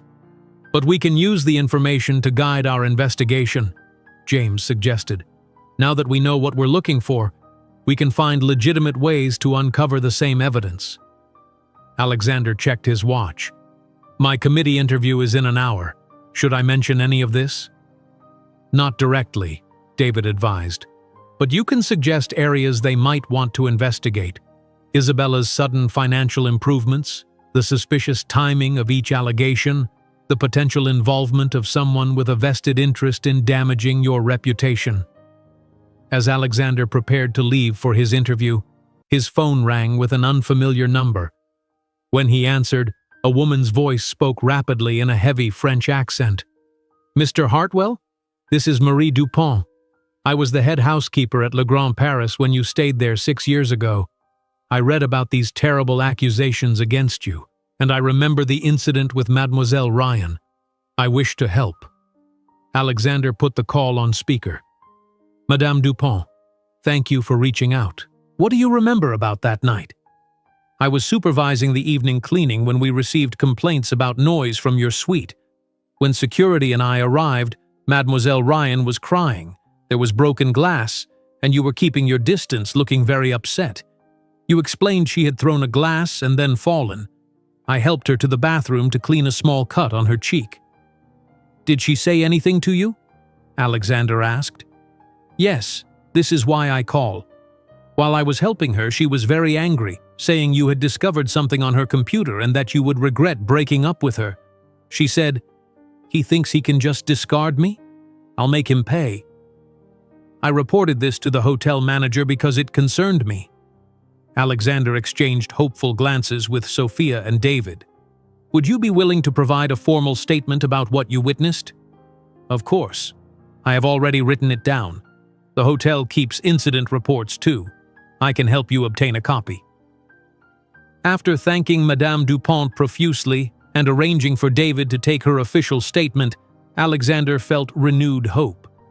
Finally, concrete evidence was emerging to counter Isabella's narrative. "This is the turning point," Sophia said, squeezing his hand. "The truth is starting to come out." Alexander nodded, though caution tempered his optimism. "Yes, but Victoria won't give up easily. If anything, she'll become more dangerous as she gets desperate." How right he was would become apparent sooner than any of them expected. Alexander's interview with the independent committee went better than expected. Without directly referencing the documents from Isabella's law firm, he raised pointed questions about the timing and escalation of her allegations, suggesting the committee investigate who might benefit from damaging his reputation. He also shared Madame Dupont's call and her forthcoming statement about the Paris incident. Martin Reynolds, who had been appointed committee chair, seemed particularly interested in this development. If the hotel housekeeper's account can be verified, it directly contradicts Ms. Ryan's version of events. "My legal team is working to obtain the hotel's incident report," Alexander replied. "I believe it will support Madame Dupont's recollection." When Alexander returned to the apartment, he found Sophia deep in conversation with James, and a man he didn't recognize. Silver-haired, distinguished, with the bearing of someone accustomed to authority. "Alexander," Sophia greeted him with a warm smile, "I'd like you to meet Charles Westfield." Alexander was momentarily stunned. Charles Westfield, his father's oldest friend and one of the 3 trustees of the Hartwell Family Trust, had been on their strategic list just the night before. "Charles," Alexander recovered quickly, extending his hand. "This is an unexpected pleasure." "I apologize for arriving unannounced," Westfield said, his voice carrying the slight southern drawl Alexander remembered from his childhood.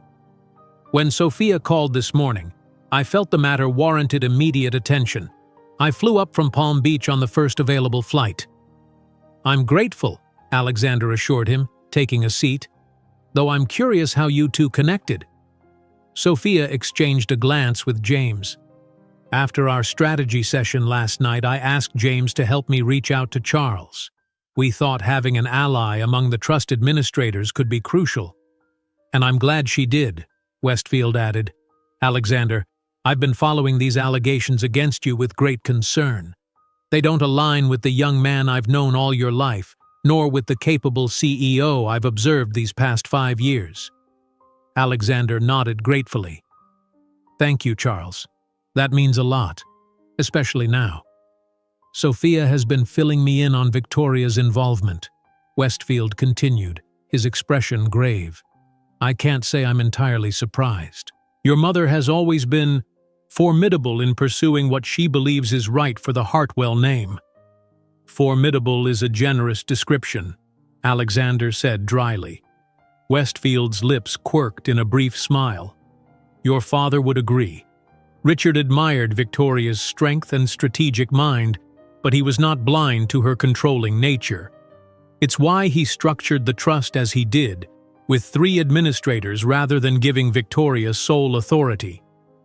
This was new information to Alexander. "I always assumed the 3-administrator structure was traditional, not specifically designed to check Victoria's power." "Oh no," Westfield shook his head.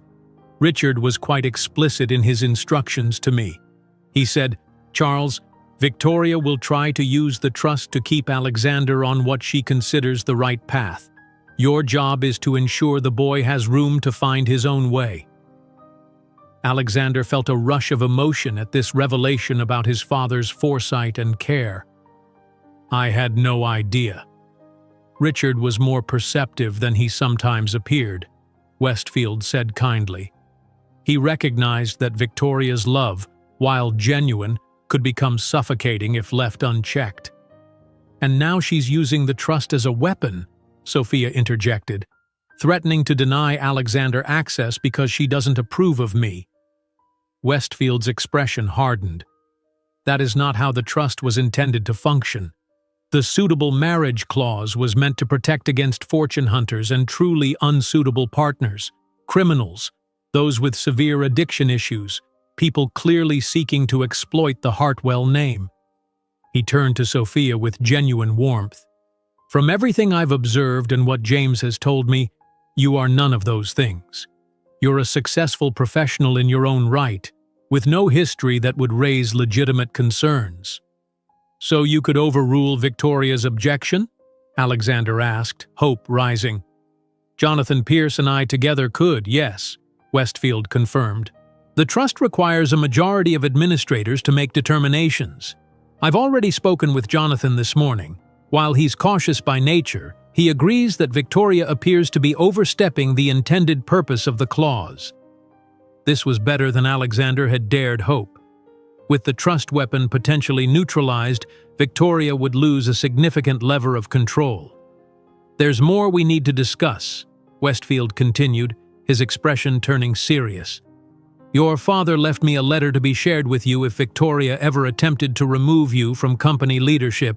Given recent events, I believe it's time you read it. From his briefcase, Westfield withdrew an envelope, yellowed slightly with age, with Alexander's name written in his father's distinctive handwriting. With slightly trembling hands, Alexander accepted it. I'll give you some privacy, Westfield offered, standing. No, please stay, Alexander requested. All of you. Whatever this contains affects us all now. He carefully opened the envelope and unfolded the letter inside, dated just months before his father's unexpected death from a heart attack 7 years ago. Alexander, he read aloud, if you're reading this, it means Victoria has made a move to take control of the company from you. I hoped this day would never come, but I've known my wife long enough to prepare for the possibility. First, you should know that my decision to make Victoria majority shareholder was not due to any lack of faith in you. Rather, it was the only compromise that would satisfy her when I insisted you become CEO. Victoria wanted both roles for herself, believing she was better suited to protect the Hartwell legacy. However, I built in safeguards she doesn't know about. In the company bylaws, under Section 12, Paragraph 7, there is a provision that any shareholder proven to be acting against the company's interests through deliberate market manipulation, internal sabotage, or public disparagement can have their voting rights suspended pending board review. Additionally, I established a secondary trust, separate from the family trust, that holds 5% of company shares in your name. These shares are currently held by Westfield Financial Services, with Charles as trustee. They become available to you upon either your 40th birthday or in the event that Victoria attempts to force you out as CEO.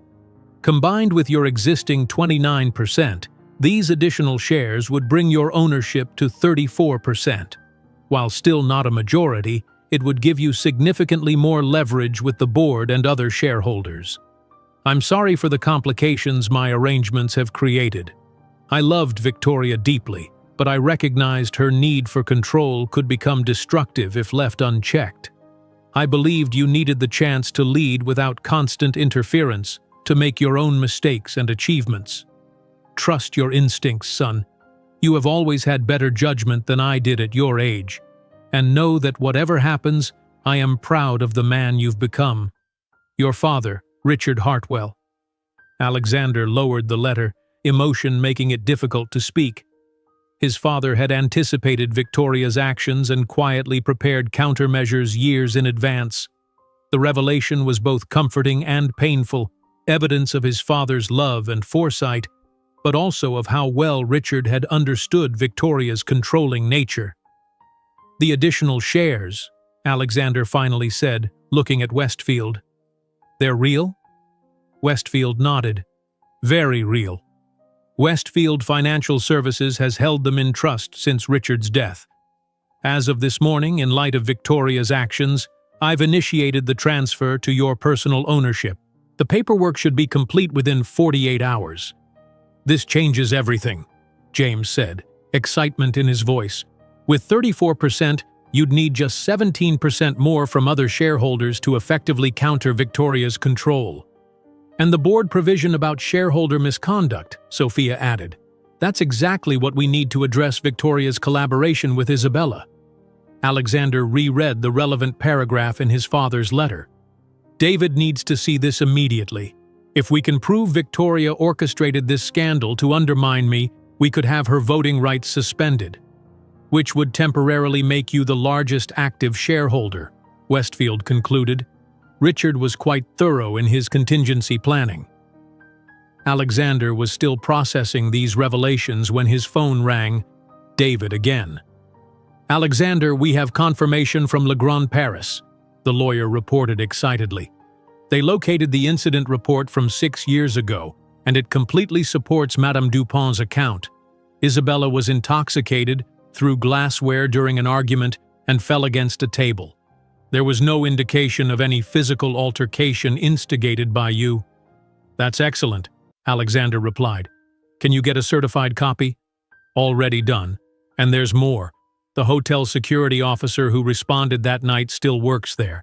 He's provided a statement confirming the report's accuracy and noting that Isabella's behavior seemed deliberately dramatic, as if performing for an audience."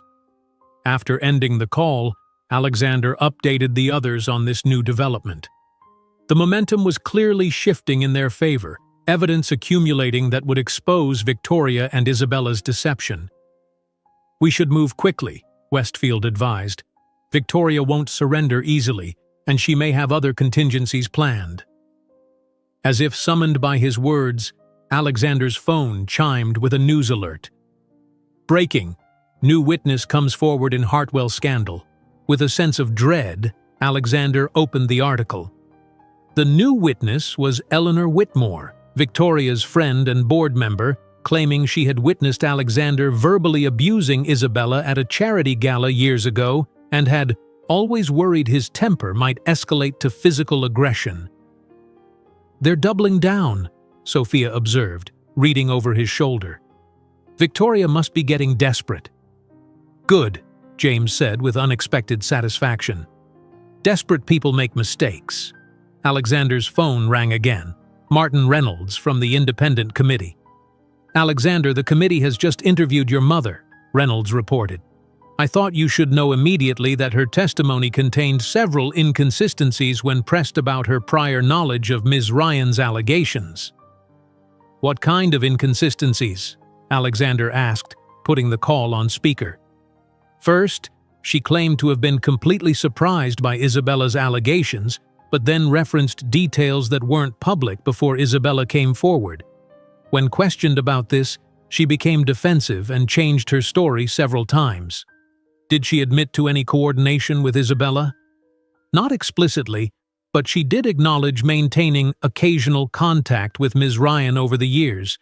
More tellingly, when asked directly if she had financial records that might show any recent transactions between them, she refused to answer and terminated the interview." This was better than Alexander could have hoped. Victoria was unraveling under scrutiny, making exactly the kind of mistakes James had predicted. "There's one more thing," Reynolds added. "Ms. Ryan has requested an opportunity to amend her statement to the committee. Her lawyer indicated she wishes to clarify certain aspects of her previous allegations." "She's backing down," Sophia whispered excitedly. Alexander thanked Reynolds for the update, a cautious optimism building. The carefully constructed narrative Victoria and Isabella had created was beginning to collapse under the weight of contradictory evidence and their own inconsistencies. "What's our next move?" he asked, looking around at the impromptu war council gathered in his living room. "We bring everything together," Sophia replied decisively. "The hotel evidence, Victoria's inconsistent testimony, your father's letter and the bylaw provision, the trust administrator's position. We present it all as a comprehensive case to the board and the independent committee." Westfield nodded approval. "A single, coordinated presentation will have more impact than addressing each issue separately." "And timing is crucial," James added. "We should move before Victoria can regroup or Isabella can construct a new narrative." Alexander felt a surge of determination. After days of playing defense, they were finally taking control of the situation. Victoria had underestimated not just him and Sophia, but the network of support they could mobilize. James's loyalty, Westfield's integrity, the hotel staff's honesty, even his father's foresight from beyond the grave. Let's do it, he decided.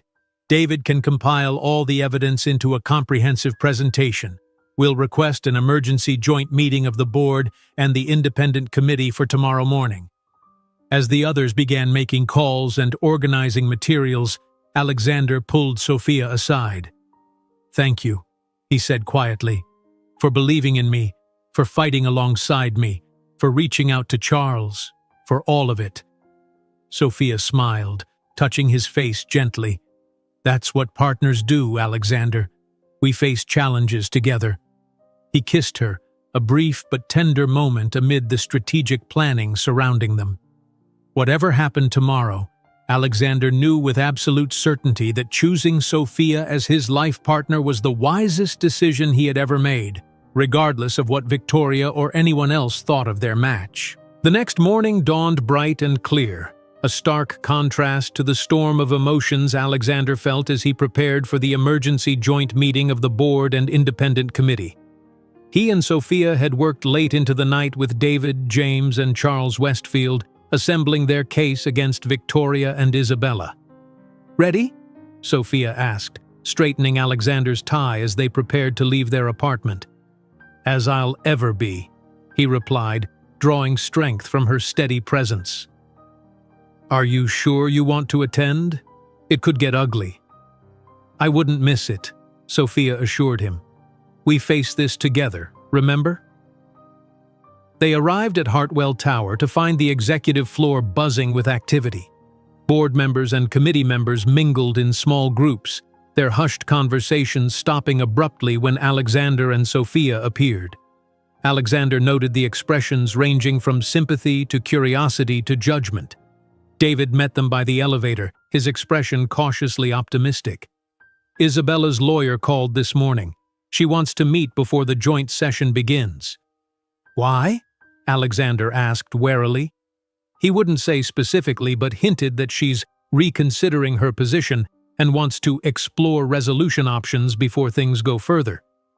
"It could be a trap," Sophia warned. "Or she could be jumping ship," James suggested, joining them. "The hotel evidence is damning, and if she senses Victoria might not protect her, she might be looking to save herself."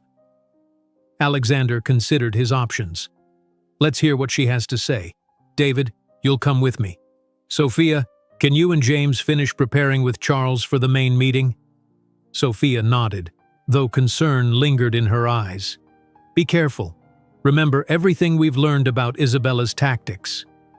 Isabella was waiting in a small conference room, looking markedly different from their last encounter. Gone was the polished, confident socialite. In her place sat a nervous woman in a simple black dress, her hair pulled back severely, her makeup minimal.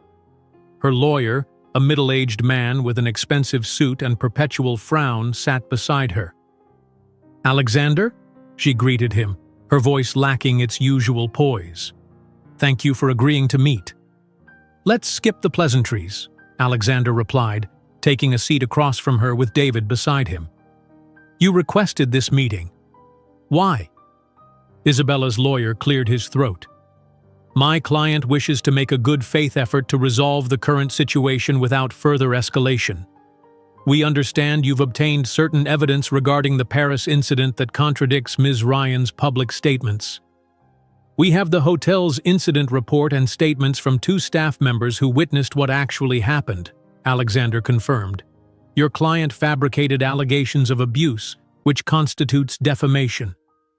Isabella looked down at her hands. "I never actually said you hit me. I just implied it." "A distinction without a difference," David interjected. The clear intent was to create the impression that Mr. Hartwell had been physically abusive. "What do you want, Isabella?" Alexander asked directly. She lifted her gaze to meet his. "Protection. Victoria promised she would handle everything, that I just needed to follow her script and I'd be taken care of. But now the hotel evidence has emerged, and she's not answering my calls. My lawyer says I could face serious legal consequences." "You should have considered that before making false allegations," Alexander said coldly. "You don't understand," Isabella insisted, a hint of her old desperation breaking through. Victoria approached me months ago, right after your engagement was announced. She was obsessed with stopping your marriage to Sophia. She convinced me that you had wronged both of us, that we deserved justice. Alexander leaned forward. Are you saying Victoria orchestrated this entire situation? That she coached you on what allegations to make and when? Yes, Isabella admitted. She had a detailed plan. Start with vague implications, escalate gradually, use the Paris photo at a strategic moment. She promised that you would eventually agree to a settlement to make it all go away and we would both get what we wanted. She would maintain control of the company and I would get financial security. And you didn't consider the damage this would do to Alexander's reputation? To his relationship? David asked. Isabella had the grace to look ashamed. I was angry. I've struggled financially since our breakup, while Alexander's success kept growing. When Victoria approached me, it seemed like justice, somehow. We'll need all of this in writing, David said. Every detail of Victoria's plan, every communication between you, every payment or promise made. And in exchange? Isabella's lawyer prompted. In exchange, Alexander replied, we don't pursue maximum damages in the defamation suit we're preparing. You issue a complete retraction and public apology, and you testify truthfully about Victoria's involvement if necessary. Isabella and her lawyer exchanged glances before she nodded. I'll do it. I'll tell the truth. As David worked out the details with Isabella's lawyer, Alexander studied the woman he had once thought he might marry. She seemed smaller somehow, diminished by her own actions and the collapse of Victoria's scheme. Why did you do it, Isabella? He asked quietly. Not just the allegations, the corporate espionage years ago. We could have had a good life together if you hadn't betrayed me. Isabella's laugh was bitter. A good life? As Victoria's puppet? She controlled every aspect of your life, Alexander. Our entire relationship was guided by her vision of the perfect Hartwell couple. When I realized I would never be more than Victoria's chosen vessel for producing the next Hartwell heir, I decided to at least profit from the situation. Her words struck Alexander like a physical blow. Had his relationship with Isabella been another of Victoria's manipulations? Had his mother's control extended even further than he realized? Victoria selected you? He asked. Of course she did, Isabella replied, seeming surprised by his question. Our chance meeting at that alumni event was orchestrated. Victoria had identified me as the ideal candidate. Right family, right background, right malleability. She approached my mother first, then arranged our introduction. Alexander felt sick. Even his romantic life had been subject to Victoria's machinations, long before the current crisis. Does that surprise you? Isabella asked, reading his expression. You must have suspected. Victoria leaves nothing to chance, especially not something as important as who her son would marry. Which explains her extreme reaction to Sophia, Alexander realized. Sophia wasn't part of her plan. Sophia is Victoria's nightmare, Isabella confirmed. Independent, successful on her own terms, unwilling to be molded into the proper Hartwell wife. Victoria was genuinely shocked when you proposed. She couldn't understand how you had slipped so completely from her influence. This revelation only strengthened Alexander's resolve for the confrontation ahead. As they left the conference room with Isabella's signed statement, David looked at Alexander with concern. Are you all right? That was a lot to process. I'm fine, Alexander assured him, though the revelation about Victoria's manipulation of his relationship with Isabella had shaken him.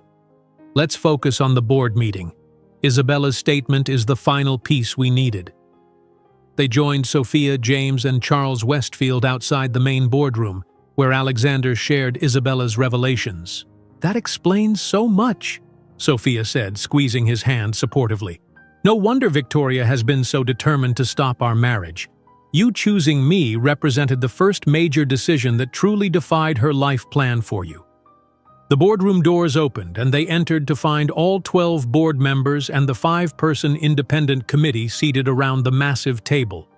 Victoria sat at the far end, looking impeccable as always in a tailored gray suit, her expression revealing nothing as Alexander and his team took their places. Martin Reynolds, as committee chair, opened the meeting. "We've convened this joint session to address the allegations against Alexander Hartwell and related governance concerns. Given the unusual circumstances, we'll begin with Alexander's presentation, followed by Victoria's response and then committee findings." Alexander stood, surveying the room. These were people he had worked with for years, who had witnessed his leadership transform Hartwell Industries into an even more successful enterprise. Their opinions and votes would determine not just his professional future, but potentially his personal one as well. "Thank you for convening on short notice," he began. "Over the past several days, serious allegations have been made against me, allegations that threatened not only my reputation but the stability of this company. Today, I will demonstrate that these allegations were not only false but part of a coordinated campaign to undermine my leadership and personal life." For the next 30 minutes, Alexander and his team presented their evidence methodically, the hotel incident report and staff statements contradicting Isabella's Paris story, the communications suggesting coordination between Isabella and Victoria, Richard Hartwell's letter revealing his concerns about Victoria's controlling nature, and finally, Isabella's signed statement confessing to her role in Victoria's scheme. As each piece of evidence was presented, Alexander watched the board members' expressions shift from skepticism to concern to outright alarm. Victoria remained stonily silent, though her knuckles whitened as she gripped the arms of her chair. "In light of this evidence," Alexander concluded, "I invoke Section 12, Paragraph 7 of the company bylaws, which provides for the suspension of shareholder voting rights when a shareholder has acted against company interests through deliberate market manipulation or public disparagement. I request that the board suspend Victoria Hartwell's voting rights pending full investigation of her actions." A murmur ran through the room at this bold move. Victoria finally spoke, her voice cold with fury. "This is preposterous. Alexander is twisting circumstances and manipulating evidence to maintain his position. Isabella Ryan is clearly unreliable, first making allegations, now retracting them when faced with legal pressure. As for Richard's letter, it proves nothing except my husband's occasional paranoia in his final years." Eleanor Whitmore, Victoria's ally on the board, nodded vigorously. "Victoria has only ever acted in the company's best interests. These accusations are clearly a desperate attempt by Alexander to consolidate power." "If I may," Charles Westfield interjected, standing to address the board. "As Richard Hartwell's oldest friend and confidant, I can confirm the authenticity of his letter and the concerns it expresses. Richard valued Victoria's business acumen, but feared her controlling nature would eventually damage both the company and their son.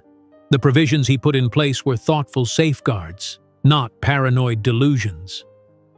Victoria's eyes narrowed at Westfield's betrayal. "Charles, you've been retired for years. You hardly understand the current business environment or what's at stake." "On the contrary," Westfield replied calmly, "I understand exactly what's at stake, not just a company's leadership, but a family's future. Richard wanted his son to lead both the company and his own life, free from manipulation." Martin Reynolds cleared his throat. "The committee has also reviewed significant evidence, including testimony from both Victoria and Alexander, statements from Ms. Ryan and her legal team, and the hotel documentation from Paris. Our preliminary conclusion is that the allegations against Alexander appear to have been fabricated or grossly exaggerated, with concerning indications of coordination to create a false narrative." Victoria stood abruptly. "This is absurd. I am the majority shareholder of Hartwell Industries. My husband built this company and I have protected it for decades. I will not sit here and be accused of conspiracy by my own son and his gold-digging fiancé." "Mrs. Hartwell," Reynolds cautioned, Such unfounded accusations against Ms. Chen are exactly the kind of disparagement addressed in the bylaw provision Alexander has invoked. "I don't need to be lectured on our bylaws," Victoria snapped. "And I certainly don't need permission to speak the truth about a woman who has manipulated her way into my son's life, turning him against his own mother." "Mother," Alexander said quietly, his calm voice contrasting sharply with Victoria's growing agitation. "Sophia hasn't turned me against you. Your own actions have done that. Your attempts to control every aspect of my life, even arranging my relationship with Isabella years ago without my knowledge, those are what have damaged our relationship." Victoria paled slightly. "Isabella told you that?" "Yes, along with the details of how you planned this entire scandal together." Alexander's voice remained steady. "It's over, Mother. The truth has come out. The board can see exactly what you've done and why." Victoria looked around the table, finding only concerned or disapproving faces where she had expected support. Even Eleanor appeared uncomfortable now. "I have only ever wanted what's best for this company," Victoria insisted, a note of desperation entering her voice. "For this family. Everything I've done has been to protect the Hartwell legacy." "No, Mother," Alexander corrected gently. "Everything you've done has been to maintain your control. There's a difference." Martin Reynolds called for a vote on Alexander's request to suspend Victoria's voting rights. The result was decisive.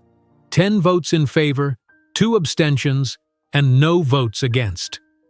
"The motion carries," Reynolds announced. "Victoria Hartwell's voting rights as a shareholder are suspended pending full investigation of these serious allegations. During this period, Alexander Hartwell, as the largest active shareholder, will have primary authority in shareholder matters." Victoria stood rigid, shock evident on her face. For perhaps the first time in her adult life, she had lost control completely. Without another word, she gathered her belongings and swept from the room, her usual imperious manner undermined by the slight trembling of her hands. The remainder of the meeting addressed operational concerns and next steps, but Alexander found it difficult to focus. The confrontation with Victoria had been building for decades, and its resolution, while necessary, left him emotionally drained. Afterward, as board members offered quiet congratulations or support, Sophia took his hand. "Are you okay?" "I think so," he replied. "It's strange. I've spent my whole life either seeking Victoria's approval or resenting her control. Now that I've finally broken free of both, I'm not sure what I feel." "That's understandable," Sophia said. "She's still your mother, despite everything." Alexander nodded, grateful for Sophia's empathy. "I don't hate her. I just can't allow her to control my life anymore. Our life." As they prepared to leave, David approached with news. "Isabella's retraction and apology will be released within the hour. The major news outlets have already been notified to expect it." "And Victoria?" Alexander asked. "She left the building immediately after the meeting. Her assistant said she's headed to her estate and doesn't wish to be disturbed." Alexander wasn't surprised. Victoria would need time to regroup, to process this unprecedented defeat. He had no illusions that one board meeting, however decisive, would fundamentally change her nature. But the power dynamic between them had shifted irrevocably, and that was enough for now. In the elevator descending to the lobby, Sophia looked up at Alexander. "So, about our wedding?" Despite everything, Alexander smiled. "Still want to marry into this dysfunctional family?" "More than ever," Sophia replied, returning his smile, though perhaps with better security at the doors this time. "Definitely improved guest screening," Alexander agreed. "No exes, no manipulative mothers, no drama." "Just us," Sophia said, promising to face whatever comes next together. As they exited Hartwell Tower, reporters called out questions about Isabella's retraction and Victoria's role in the scandal. Alexander and Sophia walked past without comment, their focus not on the past few days of chaos, but on the future they would build together, a future defined by their choices, not Victoria's manipulations. 2 weeks later, Alexander stood at the altar in the garden of their Hamptons home, watching Sophia walk toward him in a simple but elegant gown. The wedding was smaller than originally planned, just 50 close friends and family, including Sophia's beaming parents and James as best man. Victoria had not been invited, a decision that had been difficult but necessary. The investigation into her actions was ongoing, and Alexander had made it clear that any future relationship between them would require her to respect boundaries and acknowledge the damage she had caused. Charles Westfield sat in the front row, representing the Hartwell side of the family with genuine warmth and support. Beside him was Jonathan Pierce, who had ultimately sided with Westfield in officially approving Sophia as a suitable marriage under the trust provisions, ensuring Alexander's access to his full inheritance. As Sophia reached him, radiant with happiness, Alexander felt a profound sense of peace. The path to this moment had been unexpectedly turbulent, but perhaps that was fitting. Their relationship had been tested early and proven resilient, a stronger foundation for marriage than the carefully controlled union Victoria would have arranged. "Dearly beloved," the officiant began, "we are gathered here today to celebrate the union of Alexander and Sophia, who have already demonstrated their commitment to facing life's challenges together." Alexander squeezed Sophia's hands, thinking of all they had overcome in the past few weeks and all they would build together in the years ahead. Victoria had been wrong about so many things, but perhaps her greatest error was failing to recognize that true legacy isn't about controlling the future but nurturing it, allowing it to grow in its own unique direction. As they exchanged their vows, Alexander silently added one more promise to himself and to Sophia: to remember this lesson, to value freedom over control, and to always choose love over legacy. In the end, that would be his true rebellion against Victoria's worldview. Not the company victories or the boardroom confrontations, but this: building a marriage based on partnership rather than possession, on mutual respect rather than control, on genuine love rather than strategic alliance. And in that choice, Alexander Hartwell finally found complete freedom from his mother's golden chains. If you enjoyed today's video, I'm sure you'll love the next one. Don't waste time. Just click on the screen